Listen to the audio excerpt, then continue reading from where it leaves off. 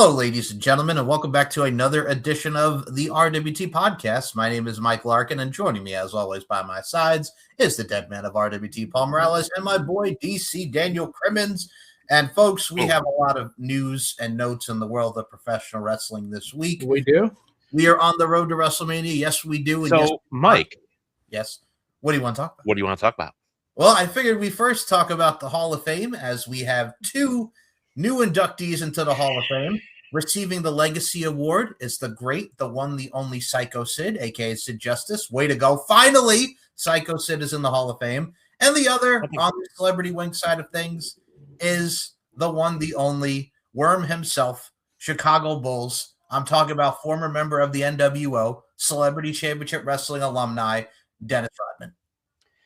So I got some thoughts on this one. If you don't mind me taking this one first, you guys. Sure. Which one? So both. Okay.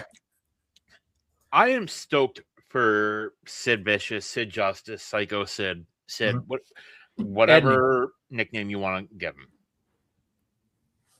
Well deserved, whether you like him or not. He had a legendary career. Promos, we're not gonna, we're not gonna mention it. We're live, pal. The car with Goldberg. Goldberg! Why? Why me? And but still, like when you talk about presence, like I remember the lead up to WrestleMania 8, that heel run where he was just demolishing fools left, right, and center. Like they made you scared of the dude. Like kids were terrified of Sid. And I'm beyond stoked for him. But to me, this is part of a bigger pattern. We have got to stop waiting until people are dead before we induct them. Yeah. Macho Man should have been alive to be inducted. I mean, we got Lanny's great speech, but definitely Macho Man should have been alive. Lanny could have inducted him.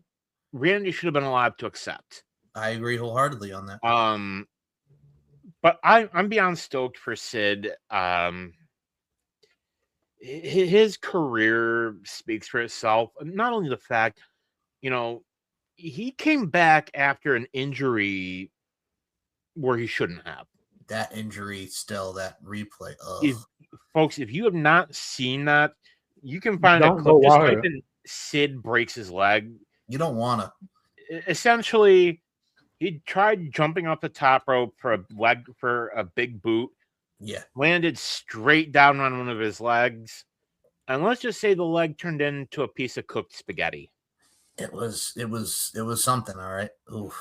But the fact that he got up, and fun fact, do you know who the first person that he powerbombed after recovering from the injury was? Who was that?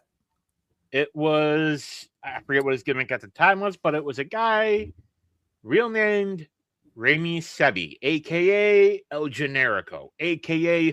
Sami Zayn. Nice. Okay. And we got that spot back in, I think it was 2011, where he came back for the celebrating of the Raw 1000, where he fought Heath Slater. 2012. Yep. I remember. Absolutely loved that. It was cool seeing which week, each week, who is it going to be? Who's Heath Slater going to lose to? Well, he only got one victory in that. He beat Doink the Clown. That was it. Which I think that week it was Eugene, I think, under the mask. Eugene or Lombardi. No, I think it was Eugene. You're right on that. And by the way, can we get the Brooklyn Brawler into the Hall of Fame already? Another one who deserves to be in the Hall of Fame. There are a lot. I mean, we could do a whole show on it. The Hebners. Pop number one. Don't know one. Look, we could do a whole show on it. You guys run a show together. Yeah, I got you. As far as Rodman, he had was it like 2 or 3 matches? I know he had one that was him and Hogan versus DDP and Karl Malone. And I think the year later it was he and Hogan versus DDP and Jay Leno. No, yeah. DDP. I thought DDP and Jay Leno was Bischoff and Hogan. Oh, maybe. But regardless, it was somebody. Jay Leno wrestled, folks. Yes, It happened. Yeah, but of all the people, like Rodman, like really, I get it. Like all the people that you could have gone with. I mean, a couple years ago, we got Ozzy Osbourne in the Hall of Fame. That made sense. Mm-hmm. But Rodman, like Cindy Lauper, you could have gone with. You could, if you really wanted to go back, you could have done Liberace. God rest his soul, Liberace, part of the first WrestleMania. You could have literally gone with anybody. You could have gone with Lawrence Taylor, Bob Barker. So many people you could have gone with, but I mean, I guess it works. If he were alive, they probably would have had Hogan induct him. Yeah, but I think Bischoff's going to induct probably him. Bischoff would make sense. NWO, baby. I kept thinking of all the people that are not in the Hall of Fame and should be in the Hall of Fame. So many of them, you're like, wait, I thought he was. Virgil, not in the Hall of Fame. Yeah. And he already passed away. And here's one for you that I think the fact that she's not in it is a travesty. Miss Elizabeth. Yeah, that definitely should happen. If Lex Luger's in the Hall of Fame, you could put Miss Elizabeth in the Hall of Fame. Maybe it's an issue with her estate. Maybe the family, just no. I know we already know that with Owen Hart, he's never going to go in because the family doesn't want him in there. What about Brian Pillman? I think, if I'm not mistaken, I think Owen is in the Pro Wrestling Hall of Fame. Yeah, but not the WWE Hall of Fame. And that'll never happen. Brian Pillman should be in. Like the loose cannon Brian Pillman should be in. I would say greater chance now. I know his late wife, his wife has passed as well. So I think Lexus King, aka Brian Pillman Jr., has the estate between he and his siblings. So I think maybe greater chance. The fact that Liberace guy is not going in this year is a crime to me. Still, we've all been talking and pushing for Liberace guy. That has to happen within the next year or two. Please don't induct her in Saudi. Wait till the year after that. That would be nice. I think I think we can, like I said, we could do a whole show on this. Several. And we could do multiple shows on this, and it's just a travesty that Joni still hasn't got. I don't think Joni never got in as a solo. I agree. I know she's Cornette in it. I don't think so.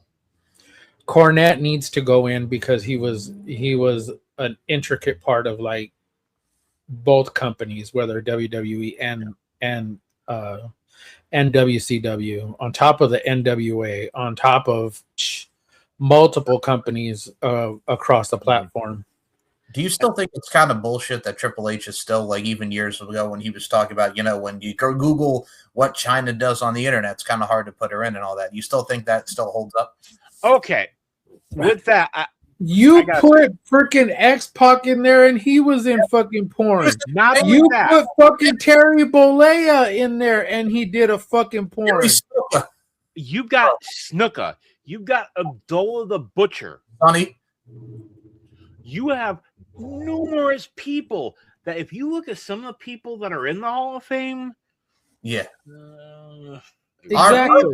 in the Hall of Fame.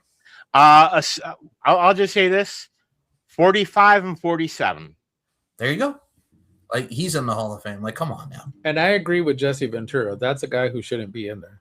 No, we'll talk about Jesse later in the show. Hey, you know what? We'll get there eventually, but we could let me get on the worm. Let me get on Dennis Rodman. I mean, he's literally a 4-time NBA champion. Yes. Let's not forget that. He had two with the bad boy Detroit Pistons. He had 2 with the Bulls in the 90s. The man is one of the most prolific rebounders to ever come into the NBA. Mm-hmm. I will give him credit where credit is due. One of the greatest NBA non-scorers to ever play this game. Now here's what gets me is we mentioned about Sid. Oh my God, somebody who was very, very much long overdue. And I really, really wish maybe the year before he passed away, I believe it. Wait, he passed away last year, right? It was okay. So and I think in 24, I believe we had actually mentioned for Philadelphia, we had mentioned on our show that he should have went in then too. Yeah. Yep. So, I mean, if we the fans were able to were given a sheet of people who are of finalists or even of people who qualify to be in the Hall of Fame, I can guarantee you Leilani Kai, yep, China will get will get a solo, and Cyndi Lauper will probably get in as a celebrity. But there are so many other celebrities that have gone through there, and I think Liberace's already in, if I'm not mistaken. He might be a legacy inductee, maybe. And I think it was one of the first when they did it the first time, the very, very first induction. If I'm not mistaken, he was already in. It was either the first one or the second one. That was a long time ago, though. But yeah, that was a long time ago. Well, here's I didn't know this guy wasn't in. King Kong Bundy. King Kong Bundy, definitely. And you're talking about WrestleMania 1, WrestleMania 2, WrestleMania 3. 11, I mean, he wrestled Hogan for the title of WrestleMania 2. Yes, he did. I mean, he was in a big man versus little man match at WrestleMania 3. It was him against him and little High Chief or whatever. He was him and the midgets and Hillbilly Jim and a couple of midgets. Yep. Well, we're not vertically challenged here. We're not. We accept everybody. Yeah. Don't worry, we good. So many people not in it, but should be. So yeah, and I'm in agreement, and I'm just hoping that, and I'm pretty sure it's going to happen. And I know I've said it on the last show. I kind of believe Vince is going to go in if they do if they end up doing a Saudi Arabia WrestleMania. My thing feels like it's going to happen. My thing too is I look at it like this, and I'll start with Dennis Rodman. Much like Paul mentioned, 4-time NBA champion. I loved him even as a cameo in the movie Eddie with Whoopi Goldberg and Frank Langella. At least I look good with his friggin' hair and his bad shoes, as friggin' Whoopi Goldberg called him in that movie. I've always enjoyed him and Scottie Pippen and Michael Jordan, the dream team, the triple threat over there. I've always enjoyed him, like his persona, of course, Carmen Electra, who was fine as wine. I know he had his thing with Carmen Electra back in the 90s. I mean, you got to look at it from the buzz that him and Hogan got against Karl Malone and DDP, the Tonight Show. Karl Malone.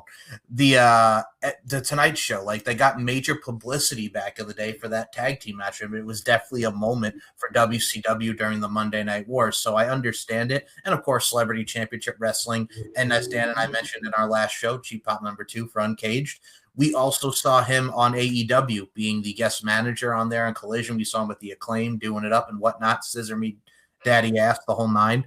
But I think with Rodman, like that is his career. Like that is what he's synonymous with wrestling. It's not like when we had Drew Carey, when the only reason why he went into the Hall of Fame was because of the Kane spot at the Royal Rumble 2001. But I mean, Dennis Rodman, I understand it, but I'm like, others should be in before Rodman. Psycho Sid, Sid Vicious, WrestleMania 8 with Hulk Hogan, Papa Shango, Ultimate Warrior. Dare I even said the match with The Undertaker, WrestleMania 13 for the WWE Championship. Him and Shawn Michaels at Survivor Series 96, where the poor girl fainted after Psycho Sid won the championship, and that little girl was crying no when Shawn Michaels lost. And then him and Shawn at the Rumble in 97. Like, I just Psycho Sid and everything that he did, the legacy, like Dan mentioned, Heath Slater in 2012. I always liked Sid. I thought he was a great big man. He played the part well, and he's truly going to be missed. So I'm very happy to see him finally get into the Hall of Fame. Definitely is well long overdue for Psycho Sid. You know, let me ask you guys this question. Let me pose this question. Sure. Let's say Rodman never played basketball. Yeah. How do you think he would have fared if he was a full-time wrestler? I personally think if he were around now, I think he'd be a huge star. I don't know. It depends on how Proper training, mind you. Mhm. I mean, he is gifted to talk, and I'm not saying that he's not a good talker, because definitely he is. My only critique is that he's not exactly now, mind you, it's not like he went down to whatever the power plant that they had, and went down there and did more or less like Jelly Roll. Yeah. And went over there and spent a year over there, or spent about a year over there in training. That would be different. That would be completely different. But he didn't. It's not like that's something that he does or something that he would do. But let's just face it, it's Dennis Rodman. Bigger, larger than life personality, but I don't see him being I don't think he would have been a great full-time wrestler, but I think he would have been fair enough. Hulk Hogan-esque. Yes, definitely with his power and his overall star factor. And speaking of the star factor, we did unfortunately have some deaths this week. Those are the two who will be in the Hall of Fame. The first one we'll touch upon is someone who we saw in wrestling, someone who we saw give a roundhouse kick to Jeff Jarrett in professional wrestling. He also made some waves in WCW with a couple appearances. Some wrestlers have even appeared on his show. In the eyes of a Ranger, the unsuspected stranger have better known the truth of wrong from right. Chuck Norris. The late, great Chuck Norris has passed away. Fucking Chuck Norris, to quote Ben Stiller and Dodgeball. Go ahead. Chuck Norris did not die. He just needed a nap. See, I like what you did already there, Daniel. Very nice. Look, I know stuff has come out about how he was from the political side and what he said about Barack Obama, which I thought was wrong back in the day with him and his wife.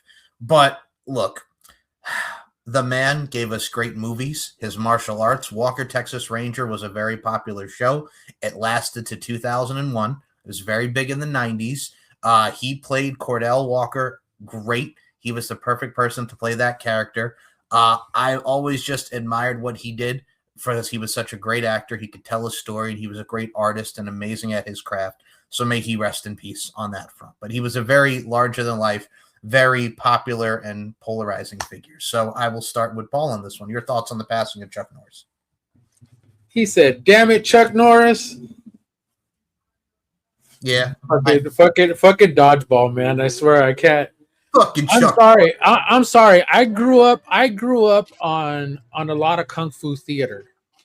I grew up on a lot of watching different kung fu movies.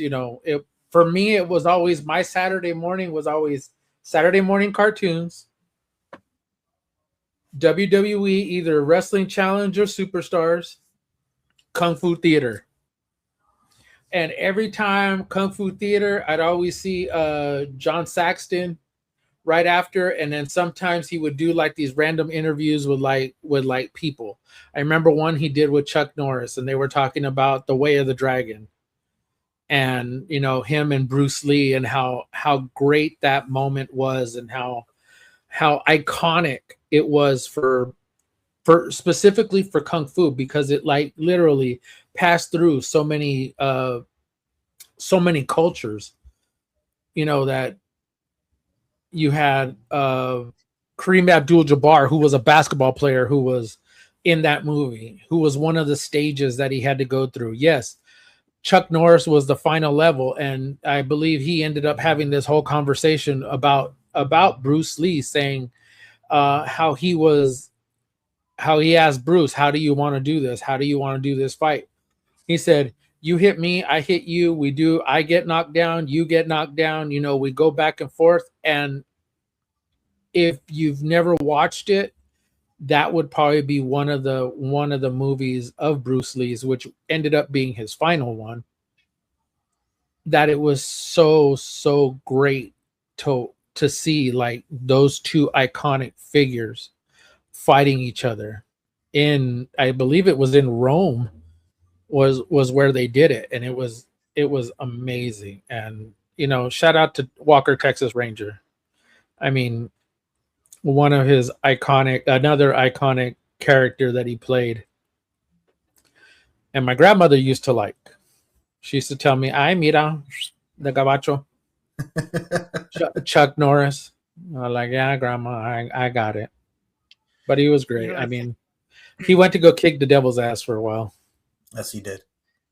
I think it definitely says something. I mean, political opinions aside, that's what we're going to do here, people. We can put opinions we can put our aside, political all opinions that. aside. Now, having said that, he kept active at 86. I didn't realize he was that old. Me either. I had no idea he was 86. Like, I saw him, I thought, well, maybe 70s.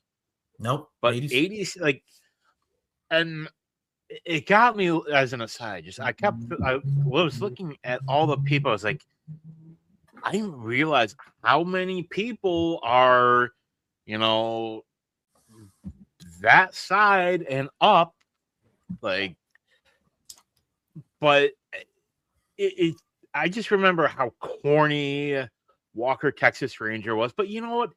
It was fun. It was a show that.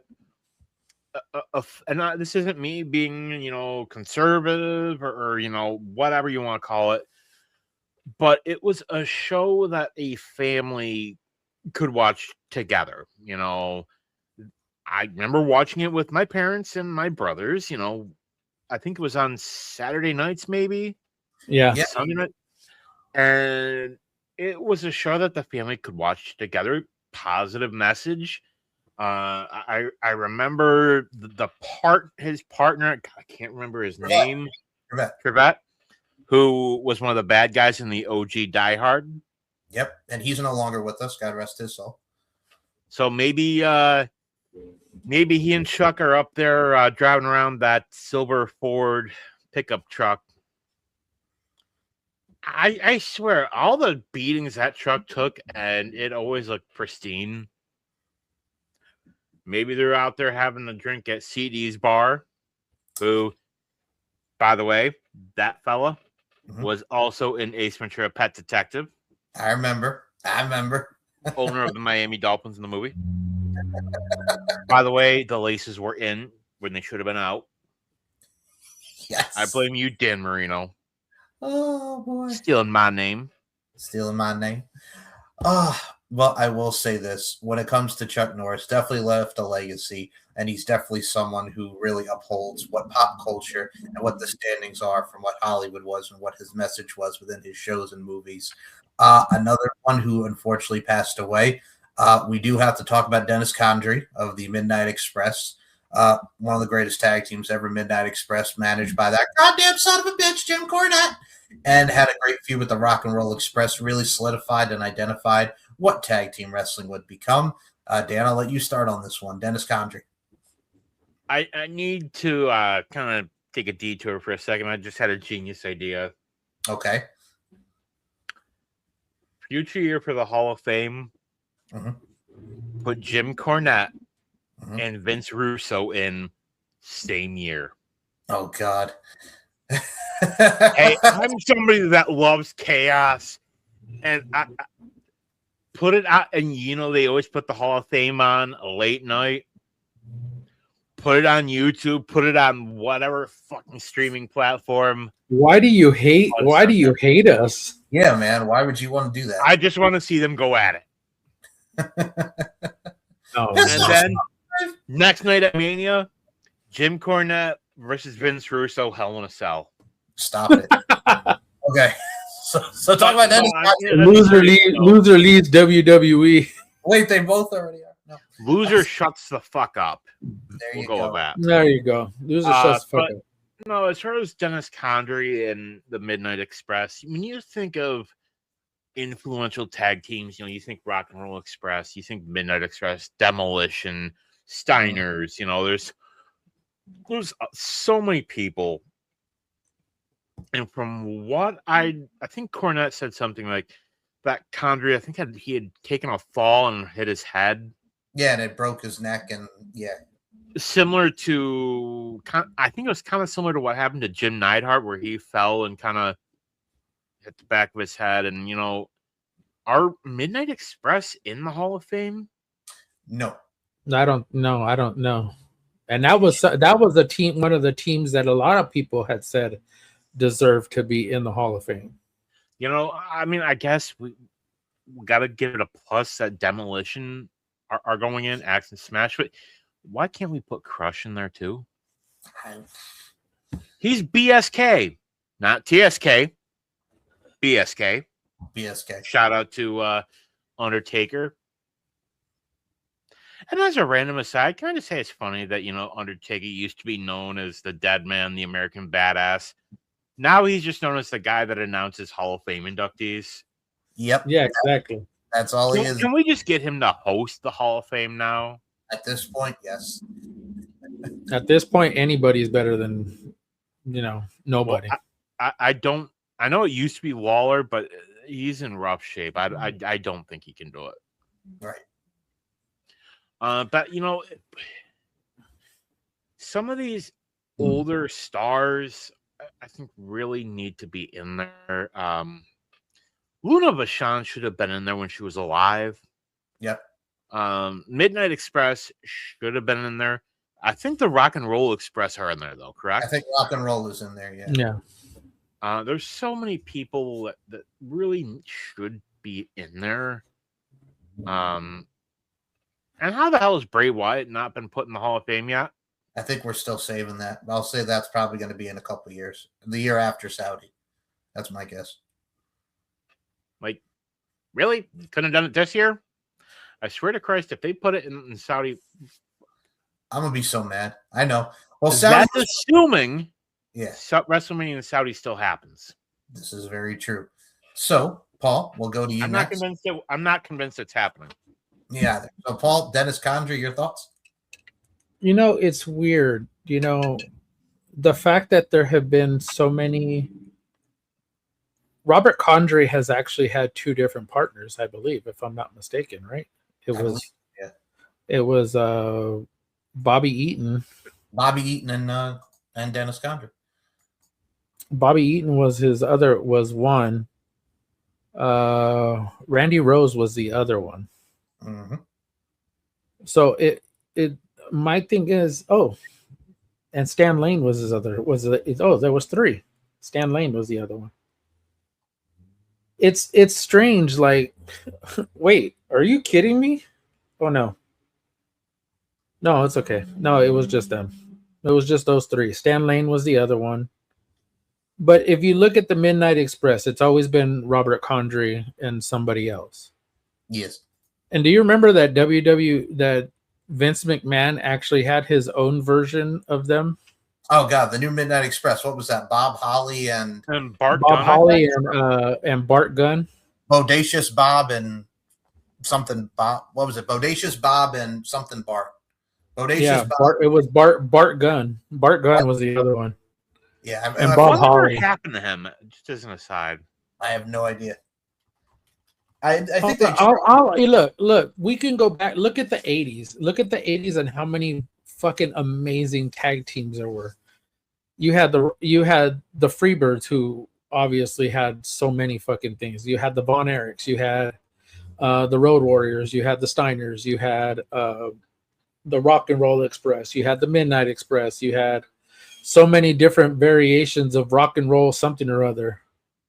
Hi-Fi rock and roll, or Hi-Fi Express, or some shit like that. I mean, you had so many tag teams in the 80s that were just so dominant. I'm just using everybody outside of the WWE. You had the Killer Bees, you had the Hart Foundation, you had the British Bulldogs, you had the Hart Foundation, you had Demolition and Strike Force. Oh my God! And you even Can-Am Connection. There, I even get one for that one too. Can-Am Connection.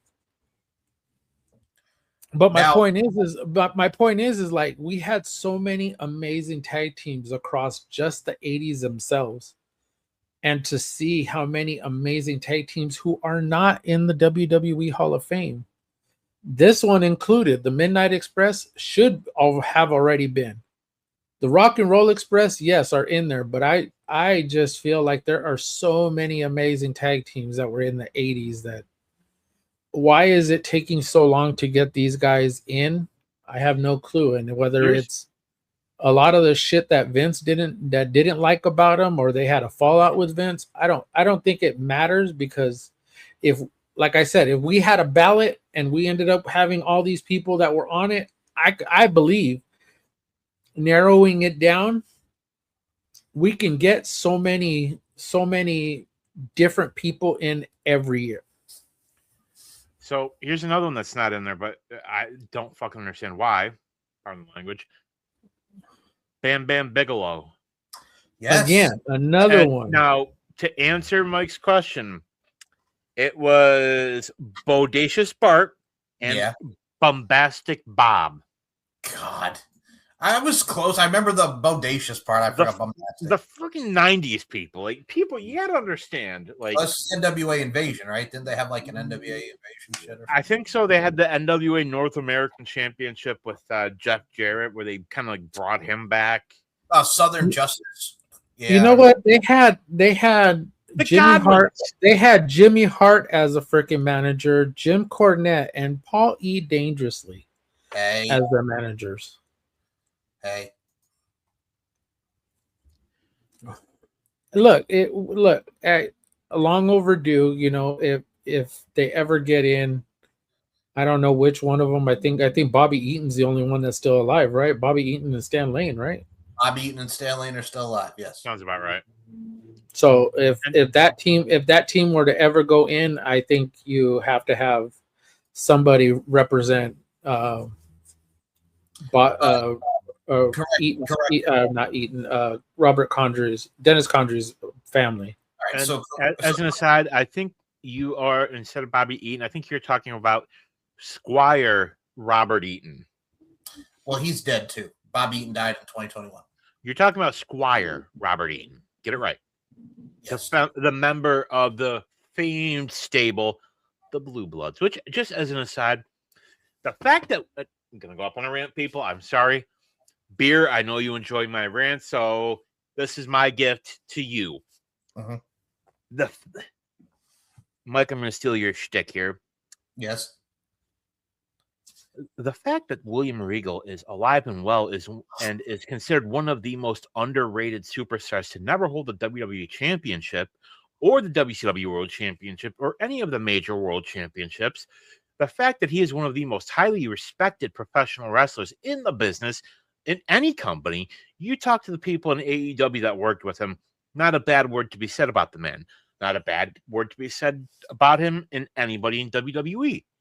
His record speaks for itself.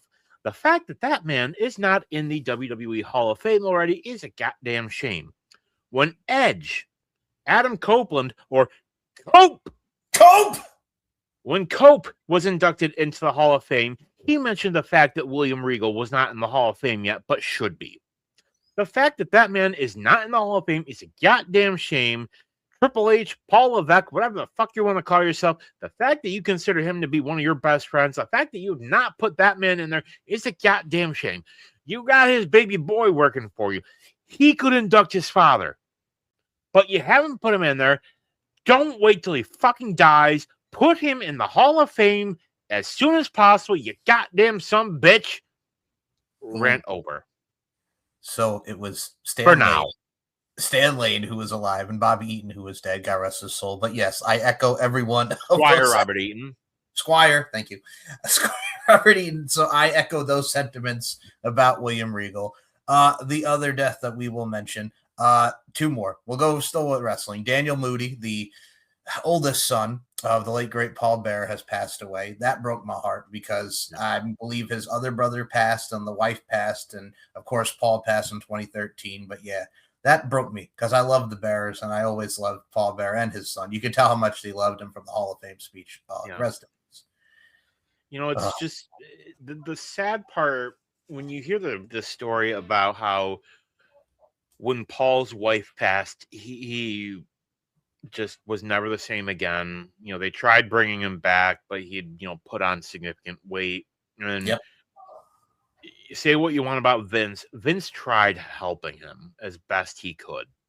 Yeah, he brought him back before, and then the thing folks, the thing, and if you've got someone in your life that you have tried to help, but nothing seems to be working, part of getting help and getting better is the person has to have it within them to want to get better. They have to both do the soul searching and the work to get better. It's easier for some people than others. Trust me, I've struggled. Excuse me. I think we've all kind of been there in those situations. It's easier for others than it is for some. Now, it's truly tragic that Paul's no longer with us. Personally, I think it would have been great had he still been alive. I think he probably would have inducted Undertaker, if I'm being honest. Yeah. But when he passed, it was beyond tragic. And just as a fun aside, folks, last person that he ever managed was L.A. Knight. Yeah. And I know his youngest son passed, and now his oldest son passed. So their kids are gone. They're with their parents again. And it's just it's beyond tragic. I feel so bad for their surviving family, and hopefully as time goes on, they're able to find peace. Whew, I felt each and every word of that. Now, Paul, your sentiments on Paul Bearer's son Daniel passing away. It's strange because I remember when his wife passed away in 2009. And I think I was on Twitter then, if I'm not mistaken. I remember seeing that she had passed, and it was like, whoa, because I know that they had such a long marriage. And I know he passed away in 2013. And then Michael passed away in 2014, I believe, the year after. And then now this one, it's like it's just hard. I mean, and I don't know if I don't know if either one of them had kids or anything afterwards, but I mean, if there are still any still out there, our condolences to the family, because it's hard, and I know that it's hard, but you continue to live on and, do your best to, with, the loving memories that you have with them. So, from with Paul Bearer, we always talk about greatest managers of all time. Mike and I discussed that on Uncaged number 3. I don't think you can have the conversation about greatest managers of all time without mentioning Paul Bearer, Percy Pringle, or in Mick Foley's case, Uncle Paul. Mm-hmm. Arguably one of the absolute best of all time. I remember being a little kid, with Undertaker and Paul Bearer, being scared of Paul Bearer. You see this guy, pale, pasty white, and he was the character. And the joy, one of the great things about YouTube and the internet, you see like bloopers of promos that he and Taker did, and you hear stories about Paul Bearer and stories that his kids have told. Seems just like an amazing guy, a funny guy. Look up the story of Undertaker and cucumbers. That Jim Cornette. You said it before I did. Jim Cornette. The Jim Cornette, Paul Bearer, straight shooting Ring of Honor series is hilarious. Go back and watch that. Absolutely classic. But to the Moody family, it's descendants, survivors, whatever the proper terminology is. I'm sorry. I'm so sorry for the loss. And rest easy knowing that he is reunited with his father, his brother, his mother, everyone else. Yeah, exactly. Rest easy. we will say this on the show since our dipshit in charge won't say it. Rest in peace, Robert Mueller is another one. So we will just say that. A true American patriot, Marine Corps veteran. Yep.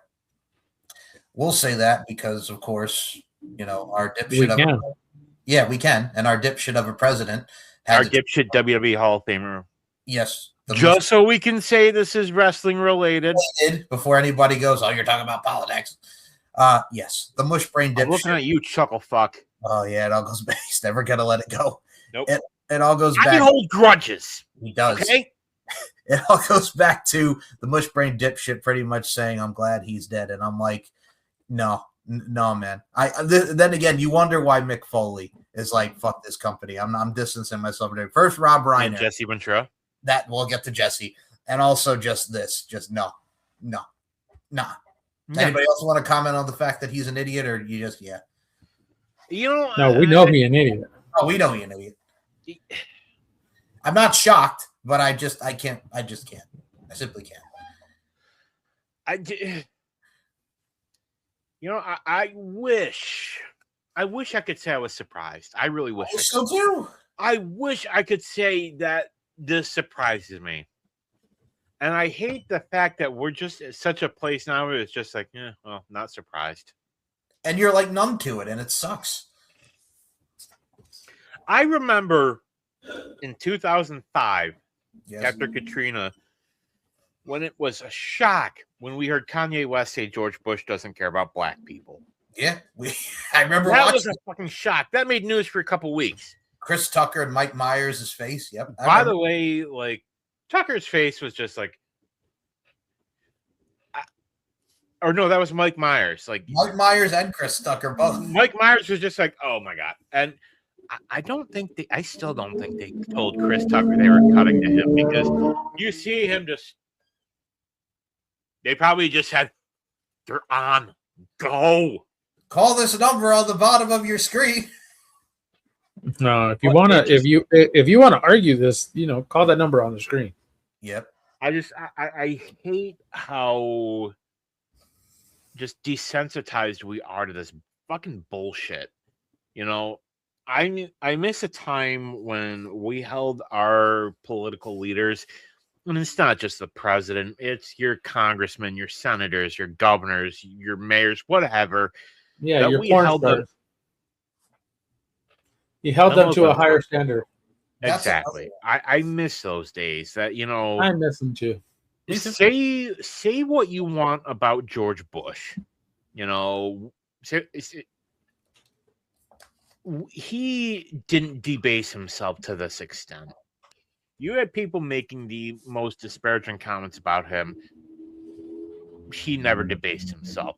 You had President Obama, who, I'll be honest, was not a fan back then. But at the same time, looking back at hindsight, he never lashed out. No, he welcomed it. Yeah, he just, whatever. He understood. He understood the assignment. Exactly. He got shit done. And it's President Biden, say what you want about him. You never saw him fiddling around on social media. He had better shit to do. All right. He had to run. He had a country to run. Yep. Yeah, it's all I'm going to say is, JD, where are you at? Right. Talk to your boss. Please. Yes, that was another thing too. Like we mentioned that, and then you had like Paul mentioned with the OnlyFans, like the CEO of OnlyFans died from cancer, 43. Look, and people we were trying to say, oh well, these women gotta be prostitutes and porn stars and now I'll get porn, and it's like prostitution and porn has been around longer before OnlyFans. Like you do realize that, right? But folks. No, but they use OnlyFans to connect with their audience. There is. It's a community too. Exactly. They connect with fans. Remember? Yeah. And let's put it this way. Isn't that what Ronda Rousey said? They call it the oldest profession in the world for a reason. There's so many judgmental fucking people in this world, but pretty sure. I mean, I never read the good book here, but pretty sure one of the rules in there was judge not lest ye be judged. Yeah, Tell you not to judge people. yeah. Pretty sure that's in there. I think it's in there. I'm pretty sure there were a bunch of hoes during biblical times. So if you open up the good book, there were some sinners. So let's just leave it at that. The oldest profession in the world. We're looking at you, Mary. And I'm not trying to be like funny, but that was literally a thing. There's a whole verse in the Bible about this. It's in there. It's in the Bible. So then you got fucking Muskrat who's saying he wants to buy it just to shut it down. He's not fucking shutting it down. You know how much money that thing makes? Somebody made a joke that Vince McMahon made a bid to buy OnlyFans. How about if I buy it for $1 and then just let everybody run amok? There you go. Just collect all the money. Can we get Tony Khan to buy it? I'll buy OnlyFans. Because hey, he tried to buy WWE. He did. I say we let him buy. I say we let him buy OnlyFans and just let him continue to make money. All Elite Fans, maybe rename it All Elite Fans. And he has women in his company who are on OnlyFans to connect with their fans. Just as an aside, here's a thought: if you believe in the multiverse, which personally I do, yeah, you know that there is a universe out there where TKO is not a thing, where Endeavor did not buy WWE. There is a universe out there where Tony Khan bought WWE. Mm-hmm. What the fuck does that look like? I love you all. Guarantee you he would have fired Triple H just out of spite. Just out of spite. I don't know. Paul, back your fight, get out of my place. I honestly don't know, because here's what gets me is that what's weird is that now he's becoming Vince McMahon. Yes. You can tell me that I'm wrong, but I can tell you that I'm right. Is that that if you watch Unreal, you watch that part with him and Road Dogg, and how he sounds like he's talking down to Road Dogg. What the hell you want me to do? What do you want me to do? I mean, look at it. It's right there in plain sight. Look, magic. You know what? I'll tell you what it is, Paul. Naya, what do you think? Yeah, she said yeah. Paul Levesque. Shout out to my girl Naya. Paul Levesque is not trying to be Vince McMahon. He's trying to be Dana White. Yeah. Which doesn't make it any better. Well, no. Potatoes. And I'll just say it as an aside. UFC is a fraction of what it was back in the day. Oh, we know. That's why Ronda, well, as it came out as of this recording, as Daniel. I don't want to hear that name. I know. Ronda Rousey. Her. Her. Pretty much said in a vlog that this was a big FU to TKO. Pretty much. He felt like AEW was the adult version of what WWE should be, and that she ain't coming back to AEW. It was just a one-time thing. Show her enough money, and In other words, never say never. Never say never. How many times in pro wrestling? And I'm gonna ask you both this question. No, don't ask us both. I'll do whatever I want. Whatever. Okay, I do what I want. How many times in pro wrestling have we heard people say, "I'm never coming back"? How many times have we heard people say, "That's it, I'm done, I'm never gonna come back"? Many. CM Punk. Had Punk, Batista. We've had so many fucking people. Ultimate Warrior even said, "Give me what I want. Give me what I want." Bruno Sammartino for the Hall of Fame. Yep. We have seen so many people who are like, "Yeah, I'm done wrestling. I'm not coming back." No. Yeah, AJ Lee. AJ Lee is back. Exactly. It's gonna happen. It's nobody retires. How many times did Terry Funk say he was done? 50 million. So here's what Ron. I'm pretty sure he's up there saying, "Are you sure I can't come back down there and go one more time?" You egg-sucking dog, Foley, you bastard. By the way, Ric Flair. How many times has he retired? Yeah, I'm sure he would come back if a doctor would clear him. But I love the story, as an aside, that Punk tells about when he wrestled Terry Funk. And Funk was just hitting him with bombs, and he hit Punk, or he hit Terry back, and Terry said, "Why did you hit me this way?" Because you're fucking stiffing me out there, Terry. So this is what Ronda Rousey He said, "Don't you know I'm an old man? I'm an old man." Which Punk, you're old man, Now. So we'll get to that later. Yeah, so Ronda said this in her YouTube blog. I asked Marina Shafir, and I was like, hey, are you going to be doing any shows while I'm on the way up to the fight so that maybe I can do a run-in or something to help you out and put over the fight? And she was like, actually, I'm going to be at the Staples Center doing my first ever pay-per-view match. It's kind of a cool little bit of a fuck you to the TKO group, which is kind of funny because WWE is on Netflix, but I kind of figured it would be easier to ask for forgiveness instead of permission on this one. Like, I'm promoting your show. It's fine. We didn't advertise it. It's not like we boosted the ratings of it, so it should be fine. And that was Ronda Rousey on her AEW appearance. And she's not wrong. No. Speaking of not wrong, I will say this. I do enjoy NXT as we all do, but someone who is wrong, and he's not wrong at just being a douchebag because he's an absolute douchebag. We're not going to play Dave, but we are going to play Brian because Brian was on another one of his rants about NXT. Mike, not to cut you off, I was in such a good fucking mood today. Like, I had a great day.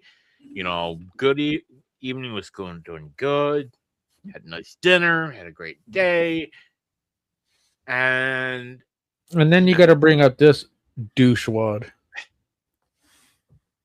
Like, so I just see him and Instagram. I'm like, I'm gonna get mad. Like, I'm my good mood was up here, and it's now down about here. So now here is what Brian Alvarez had to say about this week's NXT. This NXT show sucks, dude. Like, it sucks. This show last night was as bad as it was in 2025, when it was so bad that I compared it to like 2018, 2019 Vince McMahon, and like, God, it's so bad. And here's the thing. It's like this Sol Rukazaria thing, dude. Oh. Guys, I told you well over a month ago exactly how this was going to go. I had people deny it. I had people say that's not what... Guys, I told you. And it's not like I'm some genius, guys. It's basic human psychology. It's so obvious what the fans are going to do, and they just don't get it. They're booking Sol as a babyface. They think that Zarya is like the heel in this scenario. And it's like, first off, she's not. Second off, and this is what actually bothers me the most, you don't even understand your own audience. I don't know if maybe I was in a bad mood last night. I don't know if maybe I drank too much. I didn't. I don't know if I was going to say all of the above. I just didn't want to watch the show because it was my wedding anniversary. Happy anniversary. I don't know what the deal was, but this show sucked. It blew chunks. The booking is so horrific. It left me so angry during it, at the end of it. I hated this show. Whoever is the head writer, if this is Johnny Russo or whoever it is, this guy needs to be demoted to like... Who is this guy? Vice head writer. Johnny Russo. And get somebody with a clue to play Vince McMahon to this Russo back in the 90s and like smarten this guy up. Like, God. Okay, first and foremost, I watched NXT last night. That show did not suck. They actually went through with a lot of the angles. We got more matches announced to stand and deliver. We got Sol Ruka and Zarya announced. Look, they were doing the whole Sol Ruka's like, I did everything for you. And then Zarya came out and was just like, no, I hated being by your side. You held me down, and I'm tired of it. I'm going to be by myself. And you saw a lot of people. There were mixed cheers, but more of the people cheered for Zarya because they're tired of Sol Ruka in the spotlight. They want to see Zarya get that shine. And honestly, I think the feud's going to continue. Zarya needs to get the big win at Stand and Deliver and see where we go from here. I thought the segment was fine. The fact that we got Johnny Gargano back on NXT to really heighten the story of him finding his confidence back, and friggin' Candice LeRae just pushing him onto friggin' Shiloh Hill for the 1-2-3. And now we're going to get Miles Bourne and Johnny Gargano for the North American title at Stand Deliver. We got the Fatal 4-Way now with with Tony D, Joe Hendry, Ricky Saints, and Ethan Page. That's going to be sweet. So they developed a lot going to Stand and Deliver, and he made a lot of it work. Tatum Paxley and Blake Monroe friggin' going to her hotel room. There was a lot of fun stuff that they did. So, like, everything made sense and everything had a purpose. And I'm sorry if Brian Alvarez and whoever the other gentleman was did not like this show. But, I mean, Brian, at the end of the day, too, we know where you and Dave's bias lies. So, I mean, hey, fuck yous. So with that being said, I will go to Paul on this. What were your thoughts on his thoughts on NXT? And we can even go to the Johnny Gargano, right? What did you think of the Johnny Gargano stuff? I thought Johnny played his part perfectly. Yep. I thought that what this little nuance to his character is, especially now not having Tommaso Ciampa there, and I get it, he's in this funky sort of depressed mode with what he's doing. And I think it's interesting. I'm not saying it's phenomenal, great, the best thing that's on TV. No, it gives a new direction for his character, because he didn't really have anything even teaming with Tommaso Ciampa in DIY. And I know that tag team division on SmackDown was a little rough. And it's been that way for the last year, since the last WrestleMania. A little means a lot, okay? I got it. Don't worry, Dan. I got it. You're just a little bit. Anyways, but my point is that you see how everything is. You see how the entire show just seemed like it drew people in. I don't know what the fuck they were watching. They were probably watching an episode of The Bachelorette for all I know. And probably watching Real Housewives of fucking New Jersey for all I care, really. They were watching my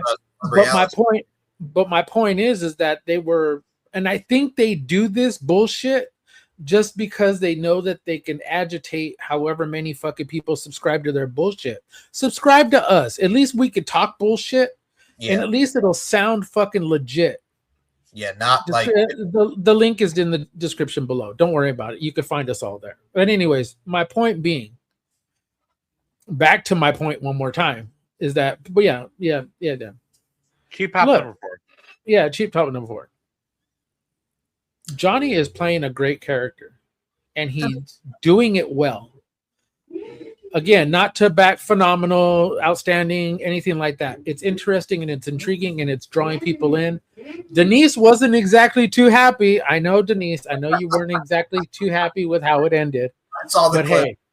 Hey, you saw the clip, but hey, it happens. You can't sort of deny what happened. So you work with what you got. And also, it elevates Miles Bourne. Johnny doesn't like to win here. It's the point. Is and you want that. You want him to have such a top talent, and Johnny's going to bring out the best in him. That's all you're going to get. People act like this has never happened before. Yep. I would actually remind you to check out, I think it was Javon Evans versus Trick Williams versus Ethan Page. I believe maybe there was a fourth. I cannot exactly remember. But I seem to remember Ethan Page hitting the Trick hitting the trick shot onto Ethan Page. Ethan Page fell onto Javon Evans. And that's how Ethan Page won the title. In his first pay-per-view, yep. Like, this has happened before. Yeah, Denise. This whole Johnny Gargano thing, it's been funny. It's okay for pro wrestling to be funny. Hold that thought. Look at the Sandman. The Sandman is gonna fight the Invisible Man the weekend of fucking WrestleMania. Yep. For his final match, he's gonna wrestle the Invisible Man. Now, how quirky is that? How sort of weird is that And shout out to Sam Roberts for this one because he made perfect sense. Like, we like quirky. We love the weird, the stuff that doesn't make sense to us. But I mean, to other people. But to us, it's entertainment. It's fun. It's something different.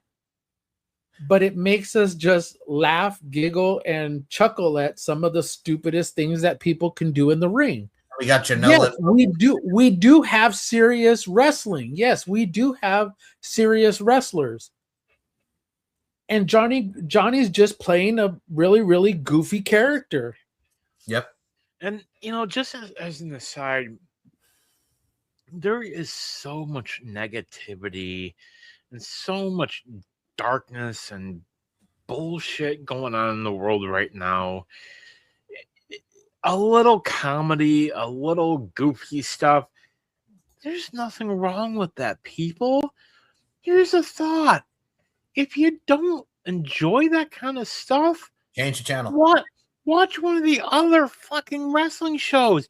There's almost a wrestling show on almost every day of the week. Yeah, Brian, do something other than fucking jacking off in front of the fucking TV on Tuesdays. Derp. And then seriously, then you got the weird factor here. So we did also find out with NXT. Now, this was a fun interview. So Rosemary was talking about Tatum Paxley, and she believed that someone like WWE NXT's Tatum Paxley would have been a mid-card act 10 years ago, not a champion. So she said in an interview with Soundsphere, Tatum Paxley, we absolutely adore her. She's got a wonderful following, and to allow her to be this alternate character that she is, and to show that kind of love for what she is, her true self on television, she's a champion. 10 years ago, someone like her would be a mid-card act, never a champion, because she's just a weird kid. Well, she is now. There's more of acceptance for weird kids like her, like us, like so many countless others out there. And she's not wrong. There's nothing wrong with what she just said. It's absolutely true. We like people like Tatum Paxley. And we like people like Rosemary. Exactly. I think the reason you go back, years, people like Paige, people like Rhea Ripley, Tatum Paxley, the reason they work so effectively is because they don't fit the mold. Exactly. Yep. They are not your cookie cutter type of superstar. I remember in the 90s, it was, the blonde, the 10 out of 10 look. Early 2000s, you had, people that looked like $1 million. And then Paige comes along. Dark hair, she had the gimmick of the anti-diva. Yep. And that resonated with people. The promos were great. Resonated with people that didn't fit in with, the popular crowd. You had Rhea Ripley, who didn't necessarily fall into that mold. She has said herself, initially she thought, oh, hey, Charlotte Flair's, top, is the top spot. I should be like her. No, and it didn't work. It didn't work for her. So what does she do? She goes back to Australia. She cuts her hair. She becomes her authentic self. And now is one of the biggest women stars, not just of today, but I would say one of the biggest women stars of all time. I mean, to add on to your Rhea's point, going to be in the Hall of Fame. I guarantee you. To add on to your point, AJ Lee, if you remember her on season 3 of NXT, she's the girl who likes to play video games. She struggled. She lived in her car. She would go to wrestling school. And this was around the time when John Laurinaitis was talking about, we got a problem here. And she said people power. Nobody wants to fuck you. Just as an aside, using AI images for an autograph signing. Really, Johnny? Yeah. How can we market you, AJ? Nobody wants to fuck you. And I'm like, that's type of stuff. Like, they looked at AJ Lee as the nerdy kid, but we resonated with her because we were like the AJ Lees of the world. So you have people that you resonated and generated with. I mean, also to go on to your point, we touched upon Tatum Paxley. We touched upon Rosemary. Look at someone else who was different. Now we got Mike Santana on NXT next week. Like he's going to be teaming with OTM against Dark State. That's going to be sweet. So you have people that people gravitate towards. Paul hit it. Oops, my bad. But anyways, my internet's back. But here I am. I don't even remember what the Michael, hell by the way. By the way, what the hell was the last thing that you said? Oh, we were saying, what were your thoughts on Mike Santana teaming with OTM against Dark State on NXT, and also just the fact that we got to see people like Rosemary, we got to see people like Tatum Paxley and AJ Lee, people, the weird kids that would resonate. So your thoughts on those? But we can go back to that guy. Yes. When he started out, and that was the weird character that everybody thought was just strange. Nobody thought that character was going to do anything. Waylon Mercy. Mercy. Yeah, Waylon Mercy. Look, you know what? And who took it from him? Bray Wyatt. Nice. Yeah, exactly. That guy. And then you look at the Brood. You look at Edge and Christian and freaking Luna Vachon. Luna Vachon, another one. I mean, you're talking about some of the craziest characters that were pretty much in that gothic era of what people, and Tatum Paxley fell into it. Yep. So did Paige, and so many other characters like Rosemary, and we can do another list of Daphne. God rest that woman's soul. Another one. Bertha Faye. Even this woman here, Thunder Rosa. Yeah, even that one right there. But it's just, to us, it's more so like we see these characters are just, to us, we resonate with them. We hear their words. We hear how they live their life, how they were always the weird ones to other people, but to us, we relate to them. As far as like Mike Santana and teaming with and taking on Dark State, I thought that was a very, very cool match. I thought that was a very, very interesting match, and I'm glad it takes Tony D away from Dark State. Yep, because he's already finished with them, and that to me signifies a lot. Absolutely, man. And I mean, it's great to see these relationships. Go ahead. As far as Mike Santana, like, that dude is $1 million. Like, he is somebody that if I had a wrestling promotion, I had him on my roster, I could build a company around that guy. Oh yeah, one of the best feuds right now. He's got a super compelling story, and it still surprises me, of all the people that were in AEW and left, it still surprises me that they really didn't do enough with him. Like, there is no reason why he couldn't still be in AEW as a TNT champion, as a contender for the AEW world title. Like, I mean, they split him with Ortiz and then it went nowhere. He works. Like, I'll be honest, I do think eventually Mike Santana is going to go to WWE. I think it's an eventuality, and I could easily see him, working a Mania, working, whatever. Like, he has charisma. Like, he has what you want as a wrestler. He's got a compelling story. I mean, I will say this right now. Like, one of my feuds that I'm enjoying right now in TNA is him and Steve Macklin. Like, it works. So, like, do something more with Mike Santana, and they are. And speaking of people that they should be doing more with, we got to talk about our girl Thunder Rosa. Thunder Rosa made waves this week with a little interview. So she was on Real 923A LA on a radio station here over in LA. And she said, and I quote, Thunder Rosa says WWE offered her $60,000 a year to be a referee in 2019.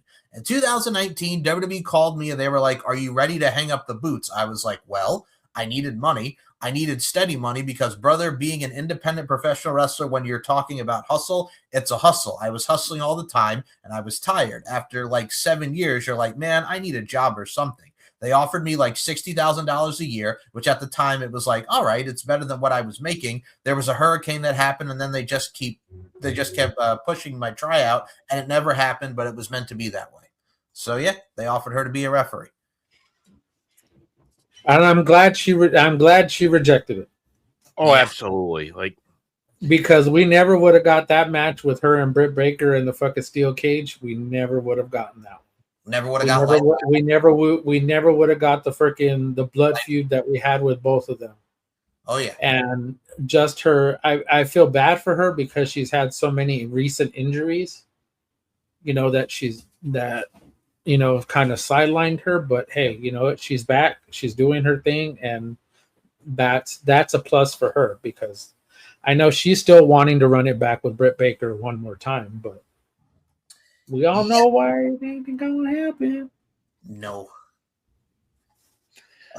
Now maybe it has to happen in another company.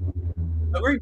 Not with the blood, but it could happen in another company. But I mean, unless you do like MLW, CMLL. Thunder Rosa goes, though, I will say I think that she is one of the most underappreciated female stars, at least in recent memory. You know, it's just knowing how good she is. Like you mentioned Britt Baker. I would say one of the best AEW feuds they've ever done. Agreed. I think when you have an OG like that and what they did during the pandemic era, it really worked a lot. It did, absolutely. It definitely held its own. And I mean, I look at people like they could be doing so much with that. It's like you have Deonna Purrazzo, who's like not doing anything. I know she's going to be wrestling Giselle Shaw for Maple Leaf Wrestling. That I'm looking forward to. That's going to be a really good match. But it's just like they have so many women that they could be doing stuff with, and they just don't. They just don't. And like with what AEW, Ty Mello is another one. Yes. Yeah. I don't know, man, but yeah. As far as others go, speaking of women, we did see a young lady by the name of Marie Malenko. So the daughter of Dean Malenko, Marie Malenko, is signed to WWE, and I'm very happy for her. I think she's going to do very well in NXT. What do you guys think? You know, I think honestly there is so much potential. I hope she has a better run in WWE than her dad did. Yeah. I still say what they fucking gave to Dean Malenko is just fucking criminal. A ladies' man gimmick, yeah. I remember, because I was a WCW kid. Yeah. The feud that he had with Ultimo Dragon back in the day. Yeah. Iconic. Him and Red. His feud with Jericho was amazing. Incredible. I still remember. And, you know, we always talk about this guy right here. We always talk about Lex Luger overselling. Let's talk about that's not Cyclope, that's Dean Malenko. You know, good old Tony Schiavone. You know, I will say I think Dean Malenko is somebody who deserves a Hall of Fame spot. Yep. But for his daughter, I'm so excited for her. I'm excited to see what she does. You know, maybe she can learn an additional 2 holds, so she can be the woman of 1,002 holds. Armbar. We know Jericho was 1,001. Yep. Leg lock.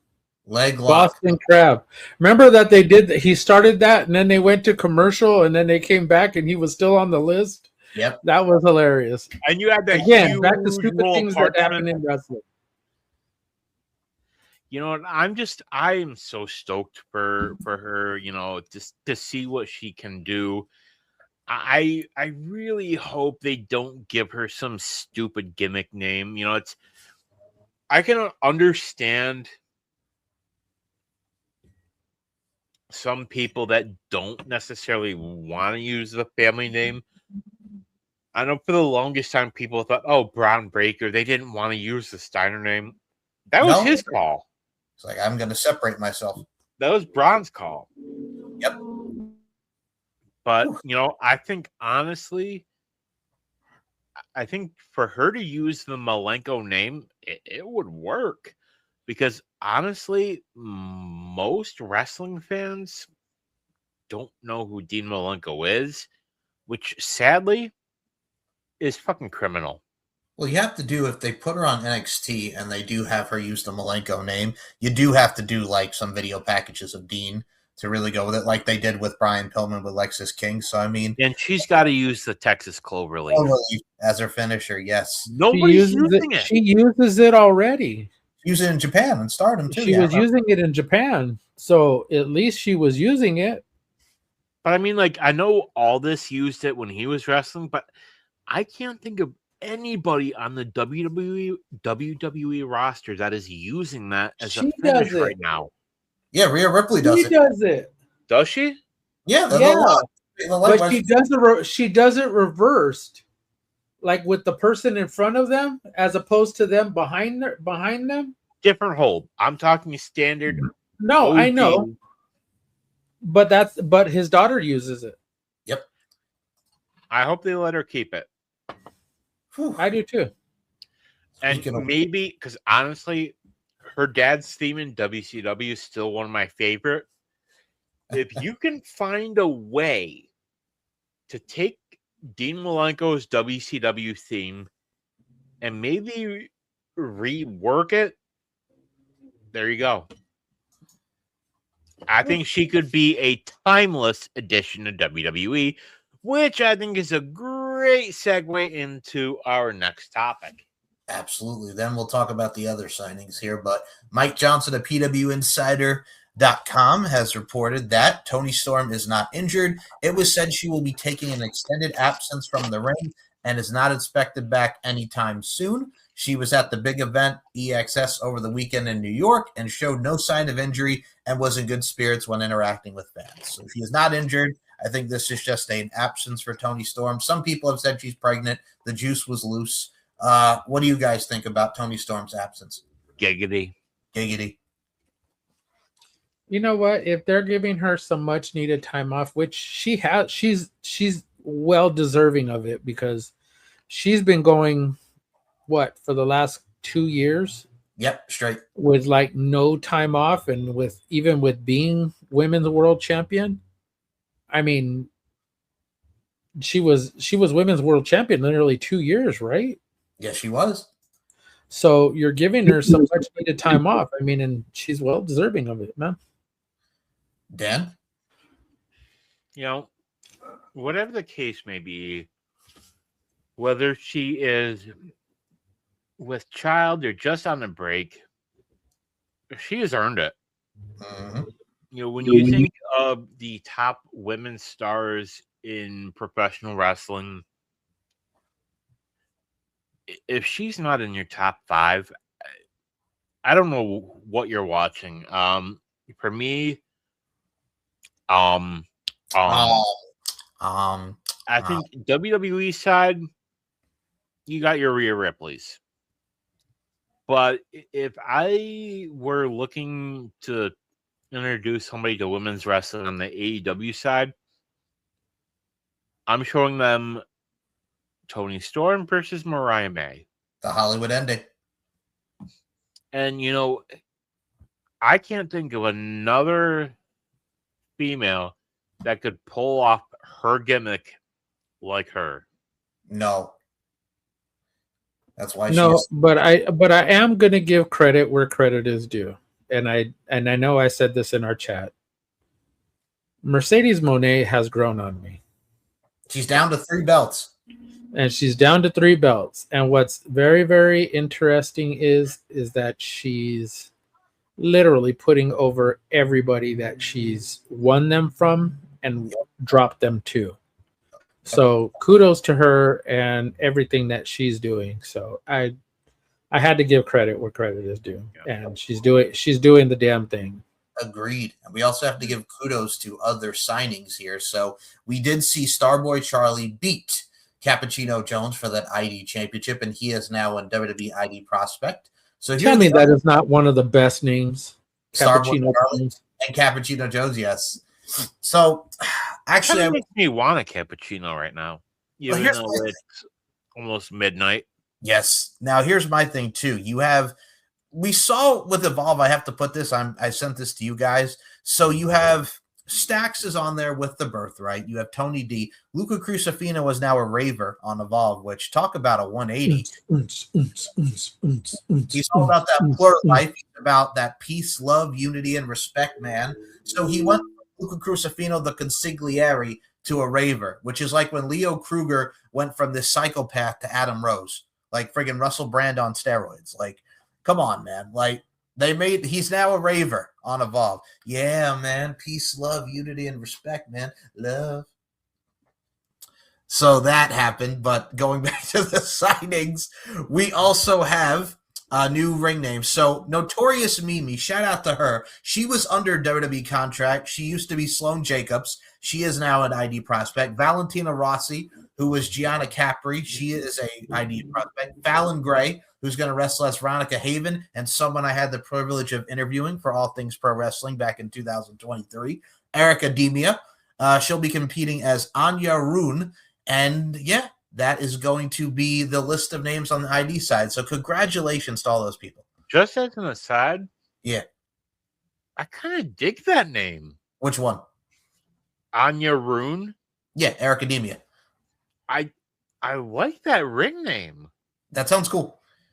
It really, really does. And you know what? It's interesting. Like a lot of these WWE ID people should not all of them should start in NXT, but I believe most of them should start in Evolve. Yep. And literally that's like single A or double A. According to, if you're like thinking about basketball, it'd be or baseball, it would be like the G League for basketball. Uh-huh. But it's interesting. Like a lot of these people could do so much, and they've been across the indie scene for a while. Oh yeah, you know. So hopefully, if they continue on, and they continue to work, we'll end up seeing a lot of these people in NXT pretty soon. I will say this. I'll give her a shout out and promote the social. Go follow Eric Academia. There she is. There's Anya Rune. Follow her on all her socials. She is absolutely doing amazing work. So shout out to Eric Academia and all the great people there. But I had to put it on the screen because she's good people. Man. Link will be down below. We got you, girl. Another one that we do have to mention here is we'll go to the other female side. So a couple things I wanted to mention from SmackDown before we talk about that main event segment on Raw. So I called it. We all pretty much called it. I'll give this a collective group here. The new name is The Takeover, as it is Jade Cargill, B-Fab, and Michin. We have the new baddies in WWE. They turned on Rhea Ripley. They all beat her down on SmackDown, just like I said they would. The Takeover. Your guys' thoughts? And I'll start with Dan, since that face. You're not a fan. It makes no sense. Yeah, it makes no sense. If you can't beat them, join them, ladies and gentlemen.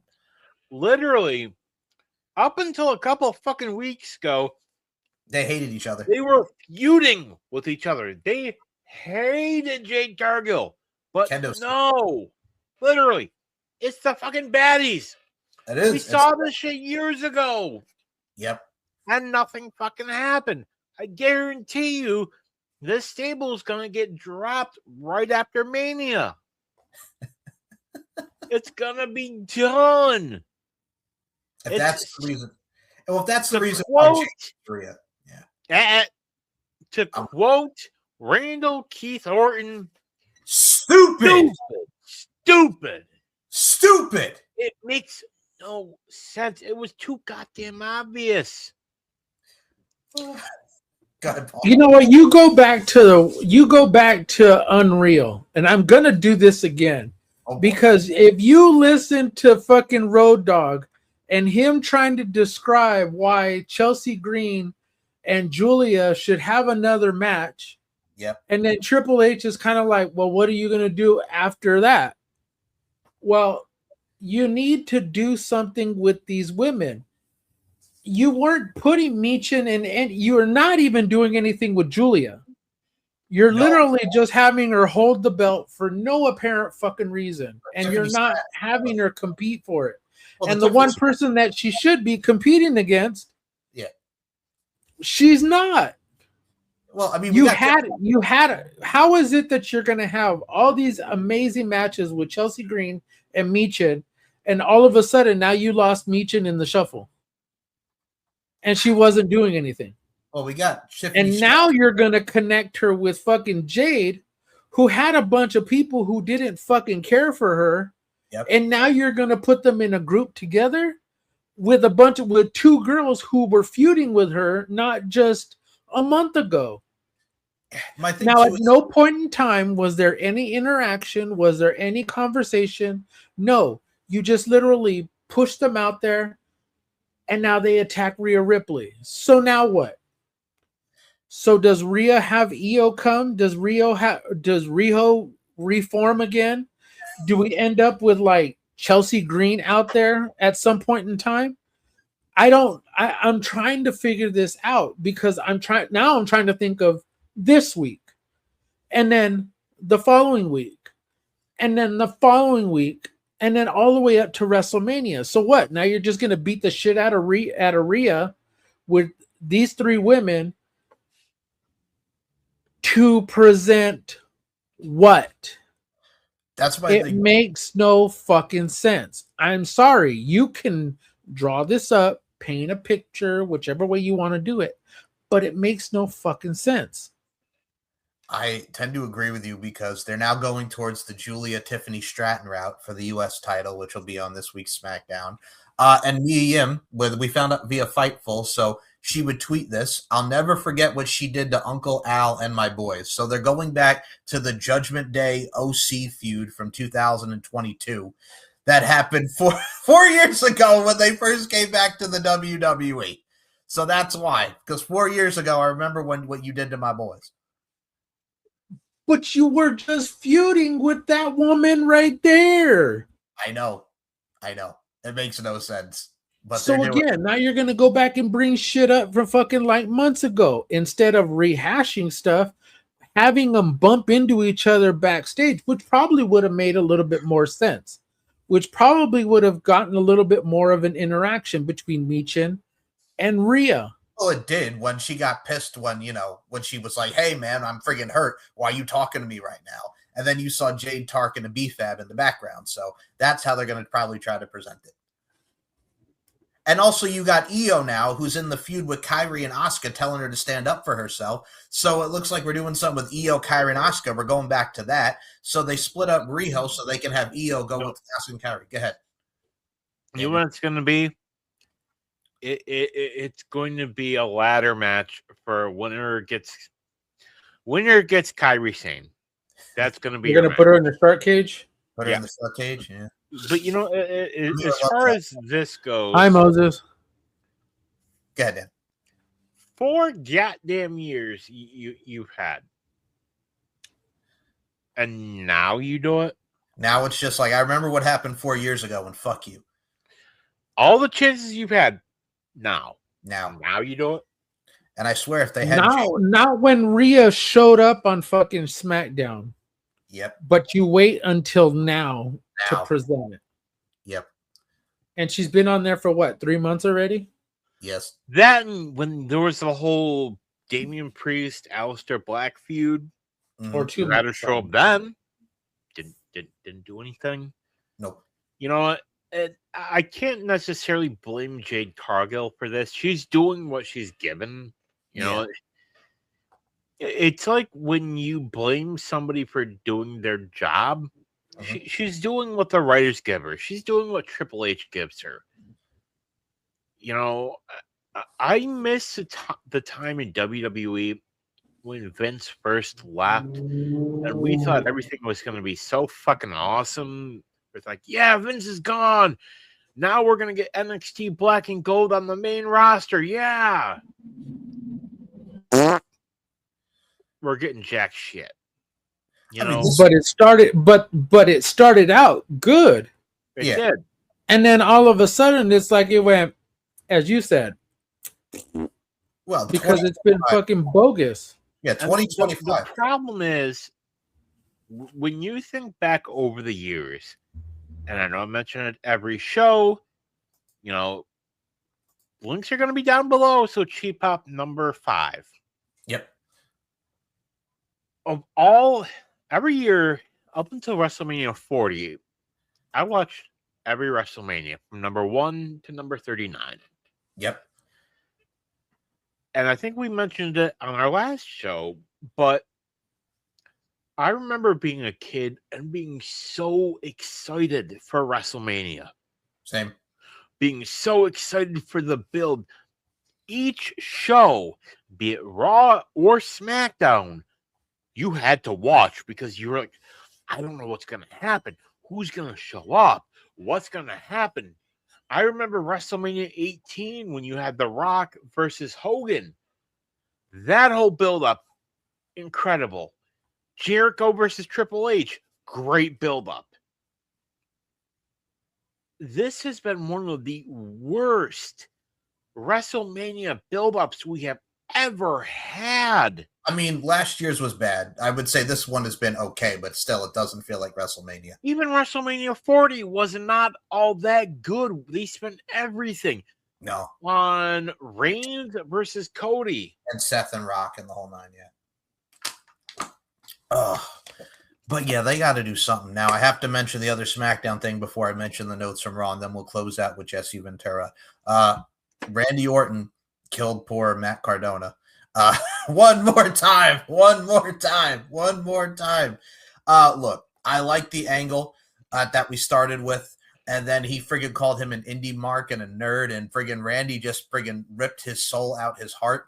Did he backstage with Matt Cardona? Did you guys like the main event segment of Randy Orton killing poor Matt Cardona? I want to say yes and no.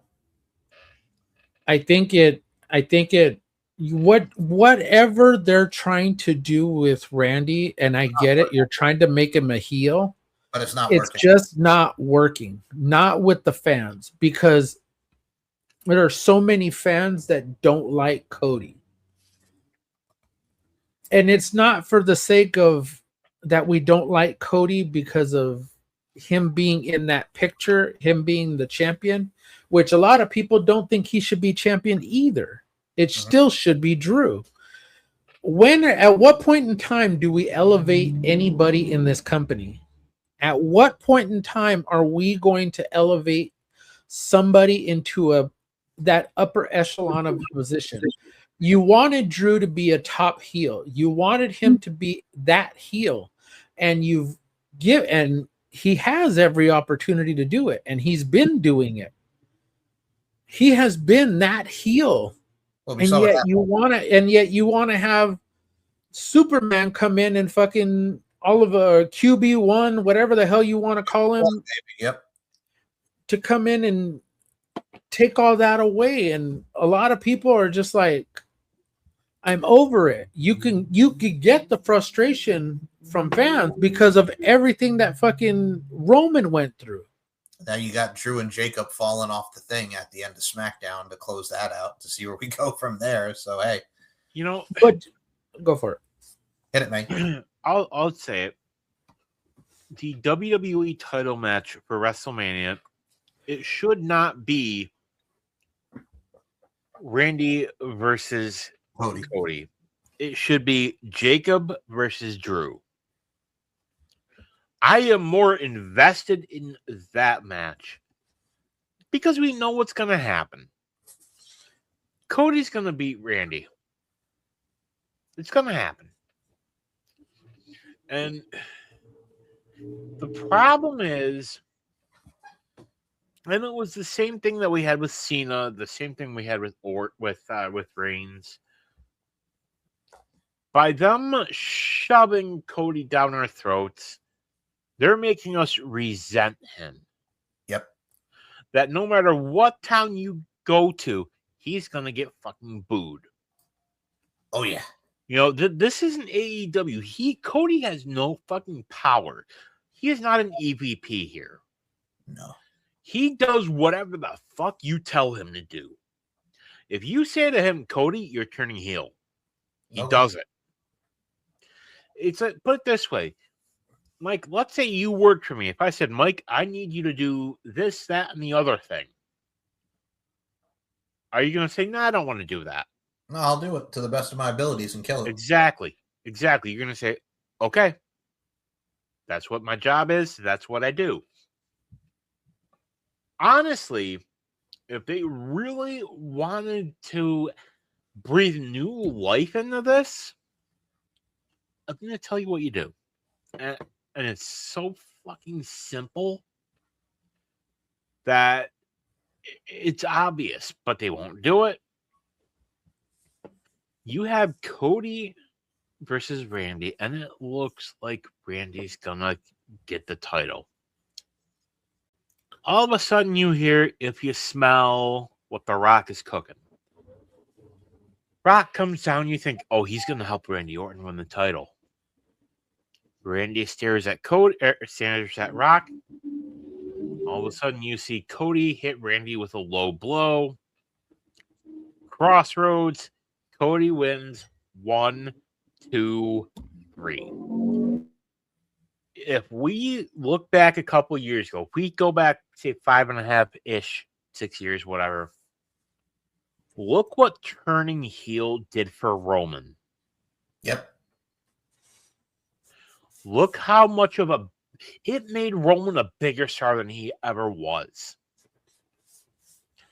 And I'm telling you, that same thing could work for Cody. Not could, will.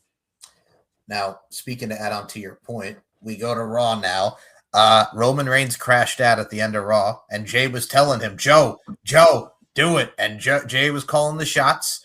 CM Punk was like, yeah, I'm middle-aged and crazy. I'm like Terry Funk. And then the Usos, Jimmy hit him from behind, Superman punch, Roman friggin' went nuts, power bomb through the table, and then CM Punk's laughing like, yeah, go ahead. No, that's fine. I'm not the one who needs help. Then we close the show off with CM Punk laughing after getting power bomb through the table. It was all right. It was okay, I guess. No, it wasn't. I was like, whatever. Yeah, your thoughts, Dan. I was like, okay. This is got to be one of the most predictable WrestleManias of all fucking time. Like, we know Roman's going to win the goddamn title. We know, Cody's going to beat Randy. We know Tiffany's going to beat Julia. We know Usos are probably going to retain their titles, whatever. Oh, yeah. They're going to get the Bloodline 50 million.0. But I'm telling you, if you really want to upset the apple cart, you have the Usos turn on Roman. And have him realign with Punk. Sometimes left field works. Think about it. I remember that SmackDown where you're in Roman's locker room and you see them say, well, you see Adam Pearce say, are you going to sign the contract? And you pan out and you see Paul Heyman sitting with Roman and you're thinking, what the hell? Yep. It worked perfectly. So what happens? 'Cause I think, if I'm not mistaken, Punk versus Roman is supposed to be night 1. Yeah, I think that's the night 1 main event.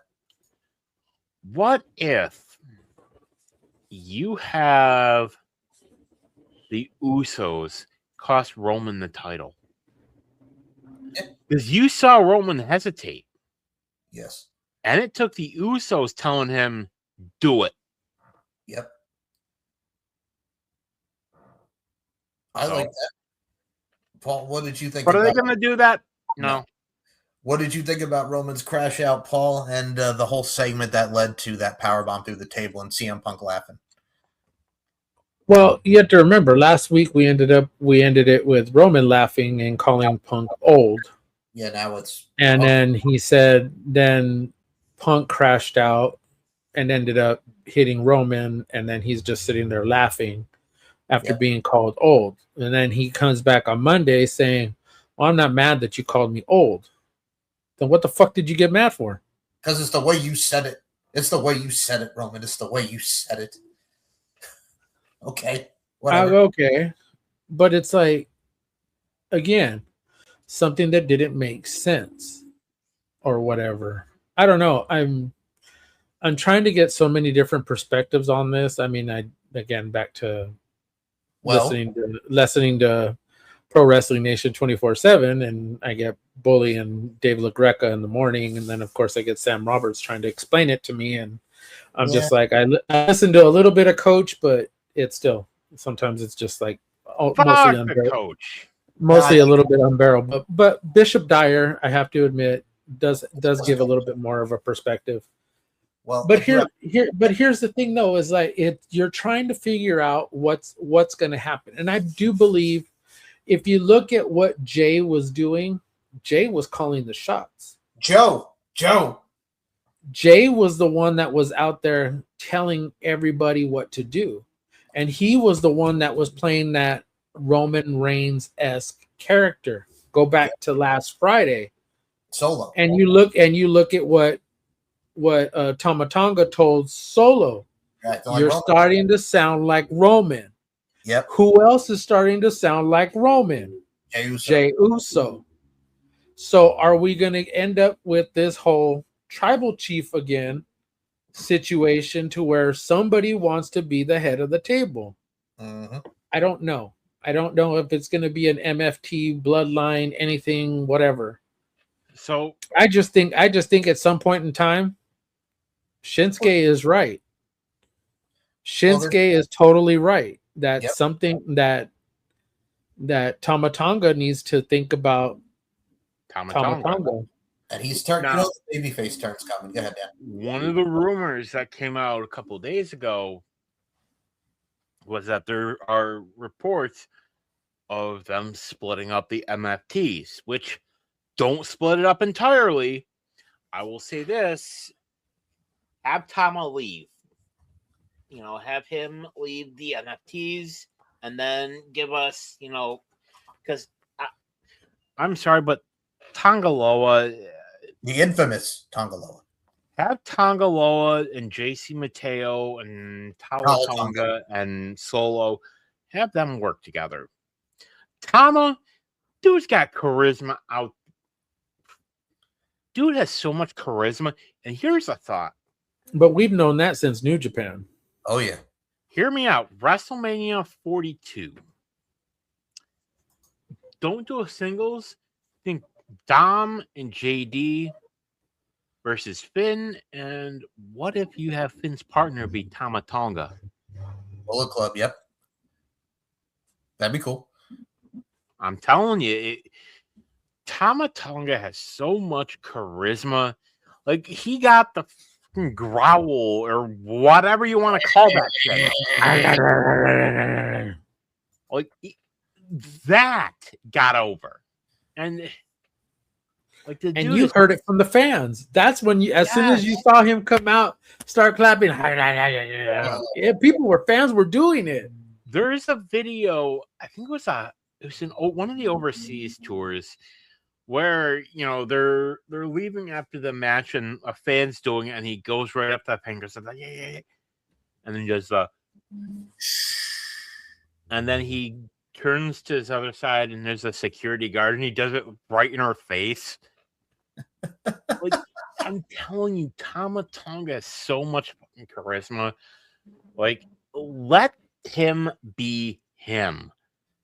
Well, I mean, obviously you want to censor him a little bit, just a little bit. You can't have him dropping F-bombs every 2 seconds. No, you cannot. No. I mean, hell, if you want to reform the club, give us Tama Tonga, Tongaloa, Tama Tonga, I guess, if you want, and Finn Balor. Hell, instead of using Tala Tonga, bring in Bad Luck Fale. Fuck them. Now, before we get into the Jesse Ventura thing, I do have to play this from Tama Tonga. I'm going to say it right now, Ventura 2028. Yep, so this is Tama Tonga. So as you know, he got fined by WWE for showing the video of the behind-the-scenes stuff. And this is what Tama Tonga had to say. But it's all good. All good. It was worth it. I had to go to my happy place. After that shenanigans, I had to go to the world's happiest place. Get myself smiling again. Nah, I didn't smile. You know, I think that's the biggest thing is, man, we get hit with something, you just take the hit and keep on moving. Can't let that bring you down, you know? You just gotta keep on moving. Am I in a doghouse? I've been in a doghouse my whole life. No getting out of the doghouse. Yeah. I move in life like I'm in a doghouse always, which I don't give a. All right.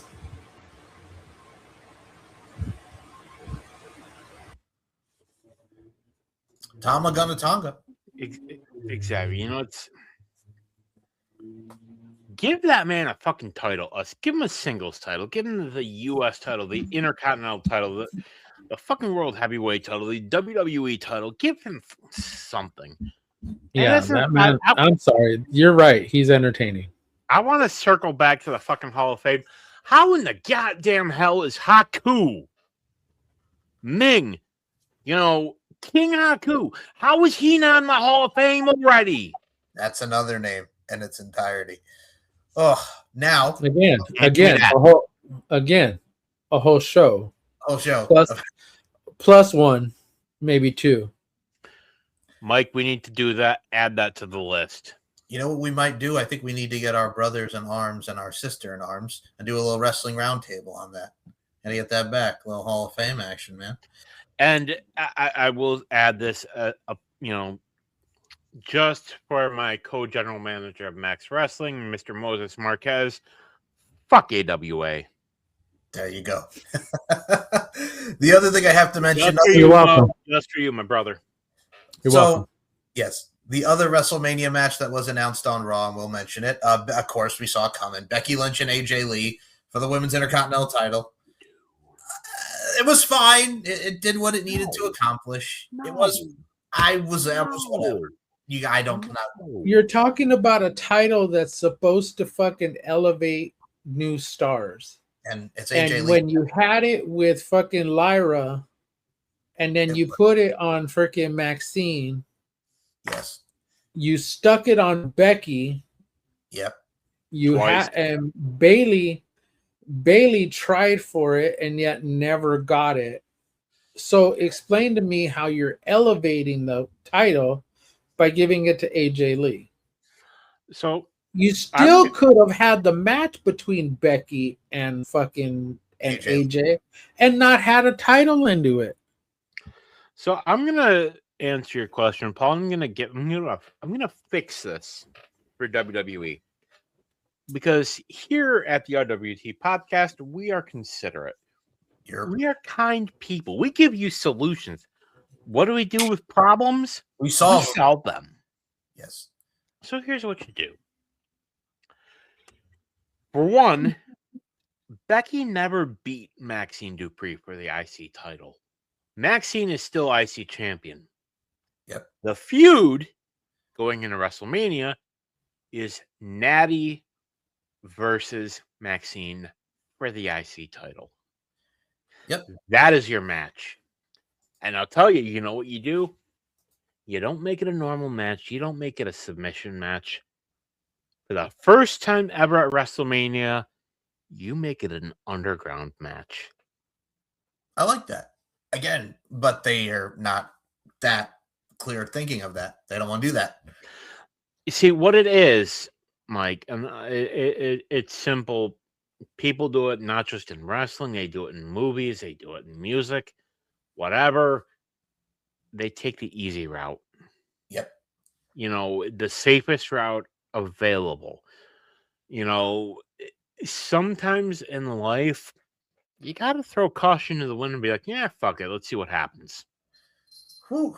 Which brings us to our final thing. Because speaking of someone who says fuck it, the very polarized, all of us, the very polarizing Jesse Ventura gave no fucks at all. So he was Ventura Foley 2028. You heard it here, folks. I know. So he was on Pierce Morgan, and we'll start with this clip here first. So he said, maybe it's time for a showdown. Let's both get in the ring. Jesse Ventura blasts Donald Trump being inducted to the WWE Hall of Fame as a disgrace. And here's Jesse Ventura. You know, Jesse, I know you're very scathing of Trump now. There was a time when you were on more friendly terms. Here's a clip from you both at WrestleMania 20. Oh, You know what? I think that we may need a wrestler in the White House in 2008. When you look at that, Jesse, I mean, that was 12, 13 years ago, I think. 23. Trump has also been made a WWE Hall of Famer, which I know has angered you. Yep. How do you feel now looking back at that clip? I feel that simply I was doing my job.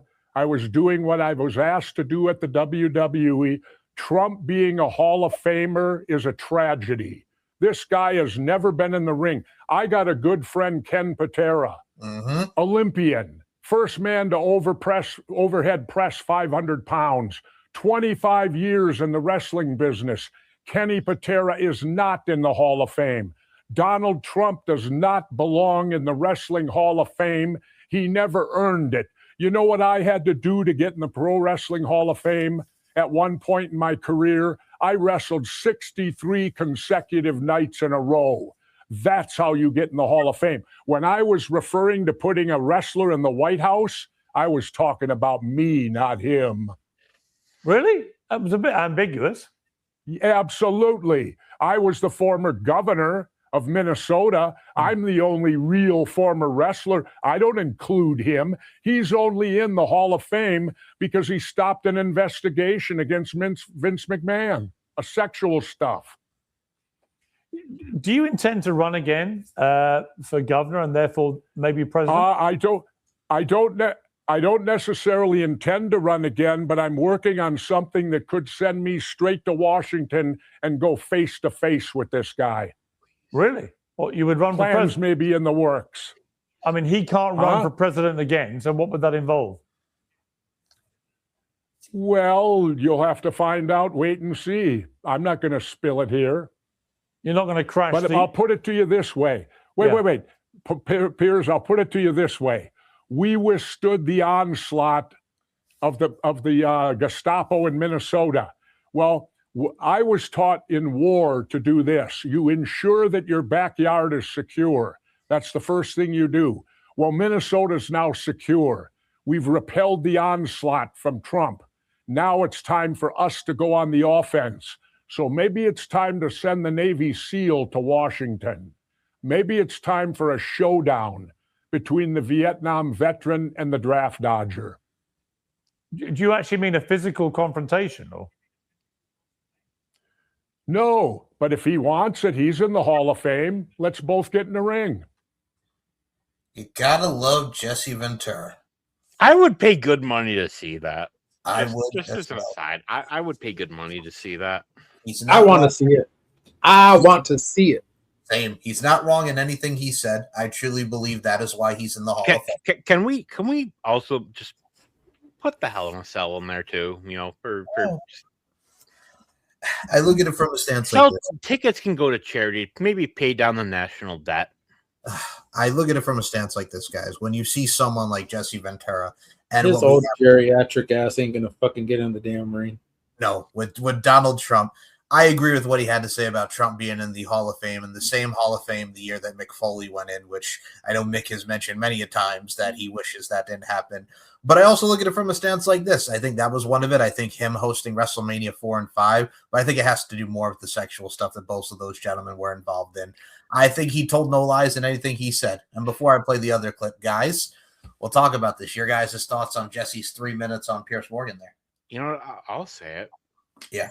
You know, when you listen to what Jesse Ventura has to say, he makes a lot of really good points. You know, you say what you want about the conspiracy theory stuff, but he does have a lot of stuff. Hey, that show was entertaining, by the way. I used to watch it on True TV every weekend. Yep. You know, personally, I wish my son still watches Forensic Files as if it was yesterday. I like that. That's awesome. I wish Ventura would make a run for it. You know, I wish he would too. Give me Jesse Ventura and Mick Foley. That would be imagine Mick Foley as vice president. Bang bang. Imagine him, you know, because you know the vice president is in charge of the Senate. Imagine him trying to call Senate to order. somebody, gets out of line. He pulls out Sacco, gives somebody the mandible claw. Right here in the Now, Oval. of course, if it was Foley, he would have to have Mr. Sacco dressed up in a little suit and a little tie. Whew. Now, Just like he did when he was inducted into the Hall of Fame. He had them all suited up in a tie and had a suit and tie. and he dropped an Right elbow. here. Remember, it was drawn on it. Remember, it was drawn on it. And he dropped an elbow on Chris Jericho. I've always And he wanted dropped to drop an elbow. I always wanted to drop an elbow on Chris Jericho. This was the other thing he had to say, folks. Our last thing. So Jesse Ventura is claiming that President Trump faked his assassination so he could portray himself as a hero to the public. And this thing went viral right after that. So here is Jesse Ventura once more on Piers Morgan. When he got This guy. when he got shot, wait a minute, Jesse, Piers. to be fair to wait Trump, a minute, Piers. to be fair to Trump, when he got shot, I'm going to tell when you. he got shot, he got back up, said, fight. Oh, yeah, right. You ever hear of a blade job?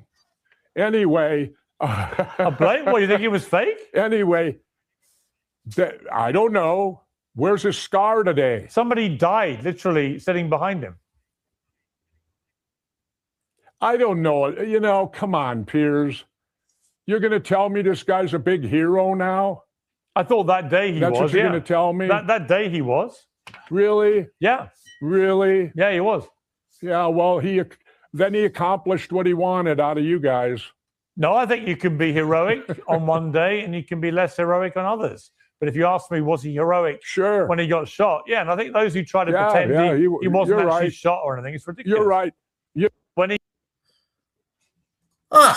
Okay. Let me tell you a story real quick. Yeah.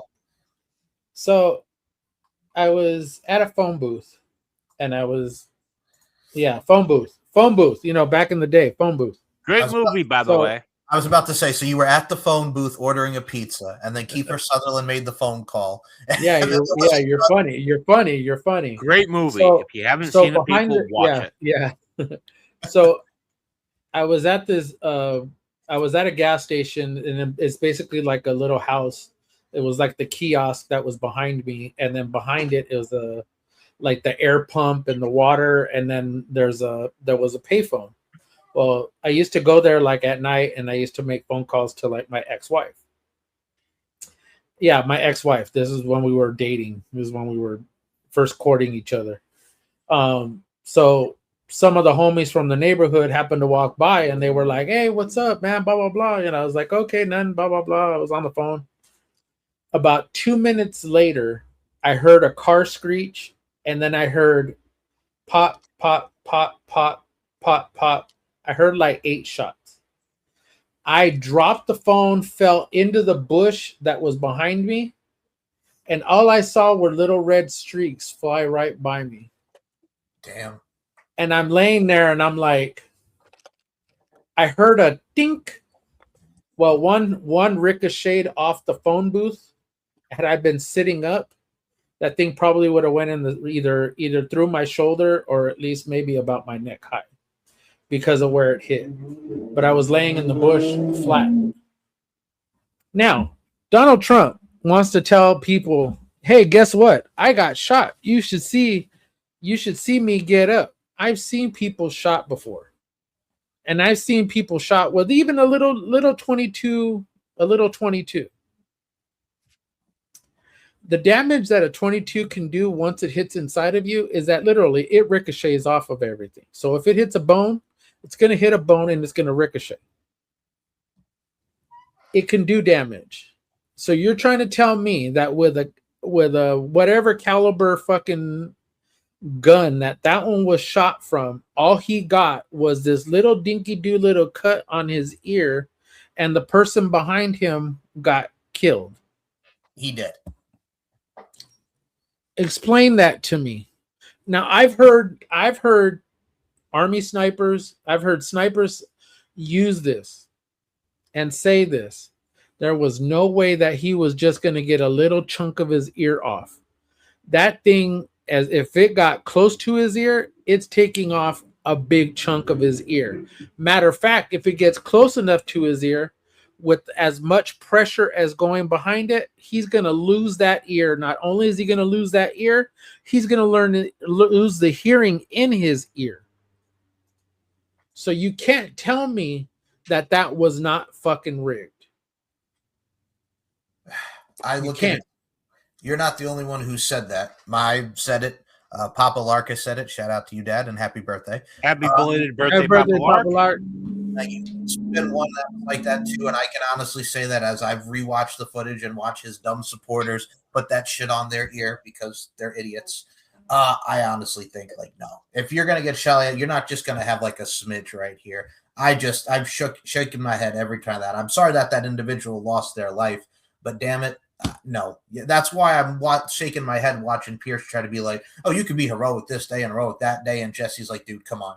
Like, really? I'm with Jesse all the way on that. Dan, you want to give a thought and opinion? Pierce Morgan is not a fucking has never served in the military. I'm sorry. Hold on, Dan. Pierce Morgan has never served in the fucking military. And you can't tell me that unless you talk to somebody who has served in the military and knows what those weapons can do. Yep. That's when you'll know. That's when you'll know exactly what that caliber fucking weapon can do. Amen to that. Go ahead, Dan. Sorry.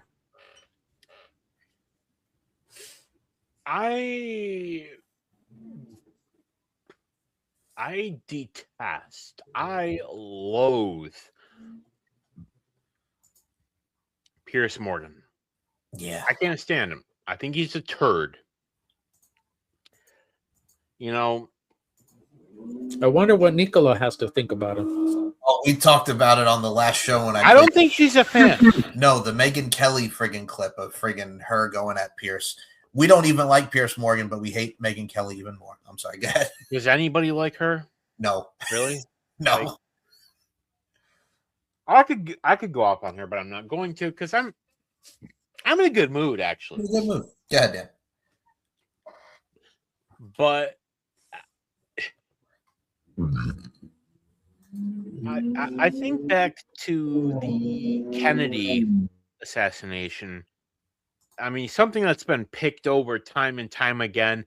You have Navy SEALs, you have expert marksmen who are like, the odds of this dude making that shot as in the way he did, no. Especially from the direction where he did it from. Exactly. And just as an aside, explain to me how we have the Kennedy assassination that was what, like 63 years ago, I think. It'll be 63 this year, this November. Yes. Explain to me how that room in the book depository has been preserved exactly as it was 63 years ago. Right. The exact same. You're going to tell me that a dude who just 86'd the president at the time, you're going to tell me that dude was able to leave the building, then go to a theater, get captured. You're going to parade him on live television? The dude that just 86'd a president, even back in the 60s, you're going to tell me that? Come on. Like, when did we as a society become so fucking complacent that we are just, we see something and we're like, oh, okay, yeah, that's fine. Donald Trump becoming president. And let me ask, Paul, let me ask you, as a father, did you not teach your children to question things, to just question what they see? Or did you just say, yeah, just take everything as it is? No, I told them all to question everything. And,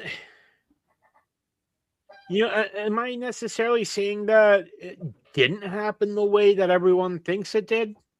Not saying that. Maybe it did. We don't know. We don't know for 100% certainty. But I think there's a certain validity to what Governor Ventura is saying. And you know, it's funny. I remember when Donald first ran, we're like, yeah, it's time to have an outsider be president. This was a guy who was so connected to the government at the time. He was pals with the Clintons. Whether you want to fucking believe it or not, he was. And he was a Democrat, by the way. He used to be a Democrat. Exactly. Somebody like Jesse Ventura, I wish he would at least run. Upset the establishment. Upset the apple cart. Do it. I think what you should not only do, besides question things, and you should subscribe. And also subscribe. I think at the end of the day, folks, just question things, do your part. And not only that, but also just be good and better as human beings, because we are in tough times right now. So whatever the Fantasyland MAGAs who want to tell you that everything is great, they're not. They're just in their own brainwashed world, and just focus on you and do what you need to do. Because we've gone past politics. It's about people. It's more about the right and wrong. And what's going on in this world is a lot of wrong, and you can do a lot to make it right and let your voice be heard. You could also, like Dan mentioned, subscribe to this podcast, because this concludes another edition of the RWT podcast, Rooney. We will be back. We got predictions next week for NXT Stand and Deliver. We got a lot more wrestling to talk about. So that being said, Paul Morales, where can we follow you on the social media fronts? The floor is mine. I guess it is the Dead Man of RWT. Before I actually finish all that, if you happen to be in Vegas, April 17th, please go see Denise Salcedo. Get your tickets. Follow Denise. All the links are on her thing. And it'll be, the link will be down below also, because we love Denise Salcedo, and you know, she's such an adorable person and such a great personality. And I'm glad she's doing her first show was here in LA, Revolution, the day before Revolution, AEW Revolution. So yes, please go to Vegas, go see her if you happen to be there. And my name is the Dead Man of RWT. You can find me on Twitter. My link tree to all my socials will be down below. Mr. Daniel Crimmins, the pile driver pundit, the general. Where can we find you, sir? Links are going to be down below. Pundit, I got some exciting stuff coming here. Been kind of following all the stuff going around with WWE 2K26. They massively changed the downloadable content system, where initially it was just, hey, we're going to do this person. Now it's sort of a season pass, kind of like a battle pass Fortnite kind of thing. A lot of people don't like it. Stay tuned. I got that dropping. But as we record this, it is now 12:35 on Thursday morning. That should be coming probably Friday, if I'm being realistic. Got a lot of stuff coming. Mike and I, we recently recorded a few episodes of Uncaged. We did an episode on what went wrong with the John Cena heel turn, what could have been done better to be more effective. We did an episode with our good brother Robert Davis, where we discussed the history of one of the greatest factions of all time. We are talking about the Bullet Club. Recently, we also did an episode a couple weeks ago of AWA Super Clash 3, I believe, with that gentleman right over there, Mr. Paul Morales. You know, I do want to touch on the amazing Denise Salcedo, one of the absolute best wrestling content creators. Honestly, I enjoy her content. She's somebody that you can tell honestly enjoys the product, enjoys wrestling. It's not performative. We love Denise here on this show. Denise, keep doing what you're doing. Keep rocking it. Folks, we love what we do here. You know, we go off on tangents. We have fun. But, you know, at the end of the day, we love what we do. And if I can give one message to anybody, in these uncertain times that we find ourselves in, reach out to people that you love. Reach out to your friends, your family, even if it's your neighbor. Make sure they're doing okay. You know, if you're somebody that you're struggling, if you're having a hard time in life, and we get it, the three of us, we've all been through hard times in life in the past. We will in the future. It's a fact of life. Reach out to somebody. If whoever you reach out to, if they're not helping, reach out to somebody that does. Get somebody to help you, because honestly, folks, I'm telling you, it does get better. I'm very fortunate enough to have two people here who I know if I needed to talk to them, they would be there. Mike Esmeralda says hi. I had to. But just as an aside, folks, if you're struggling, there is help out there. And at the end of the day, try and find something in life that you enjoy, whether that be pro wrestling, movies, video games, reading a book, going out. Weather's getting nicer, weather's getting warmer, at least here up in the Northeast. I know down in Cali, y'all had some really hot weather recently. Do something at the end of the day that makes you happy, because at the end of the day, life is too short. Find something that makes you happy and enjoy life. Michael, I went on a rant. Now it's your turn. What you got going on? Not a problem. That was beautifully and eloquently said. I echo each and every one of those sentiments. If y'all want to check out yours truly, it's SM Show 1 or MCL92 on the Twitter. Larkin_92, I'm Larkin MB on the Instagram, StephenMikeShow.com, LFCfights.com. If you want to check out S&M Network shows, hit the subscribe button, like, comment, do what we do. And also, Dan will go off on Chuckle Fucks if anybody comes at him again, because he doesn't forget and he holds grudges. You can check out the Stephen Mike Show. You can check out the Stevie Nicks Hockey Experience, which is now IceNet. You can check out Pop Culture. You can check out Deep Into the Heart of Wrestling with myself, Robert Davis, and Nicola. You can check out the RWT podcast with Daniel Crimmins and Paul Morales here. You can check out all 6 seasons of Uncaged. You can check out On the Mic with Mike and the LFC podcast. So much to do, so much to see. So what's wrong with taking the back streets? We're all stars up in this bitch. So for the RWT Deadman himself, Paul Morales, for Daniel Crimmins, my name is Mike Larkin. We will see you in the next episode of the RWT podcast, and live, love, and prosper, and do your damn thing. You crazy. And one more thing. Yeah. We'll pay you. We'll pay you. We love you, and we'll see you next time. And No, fuck we the won't Hulk pay you. Hogan. Fuck Fuck the Hulk Hogan. Jesse Ventura 2028. Boom. Yes.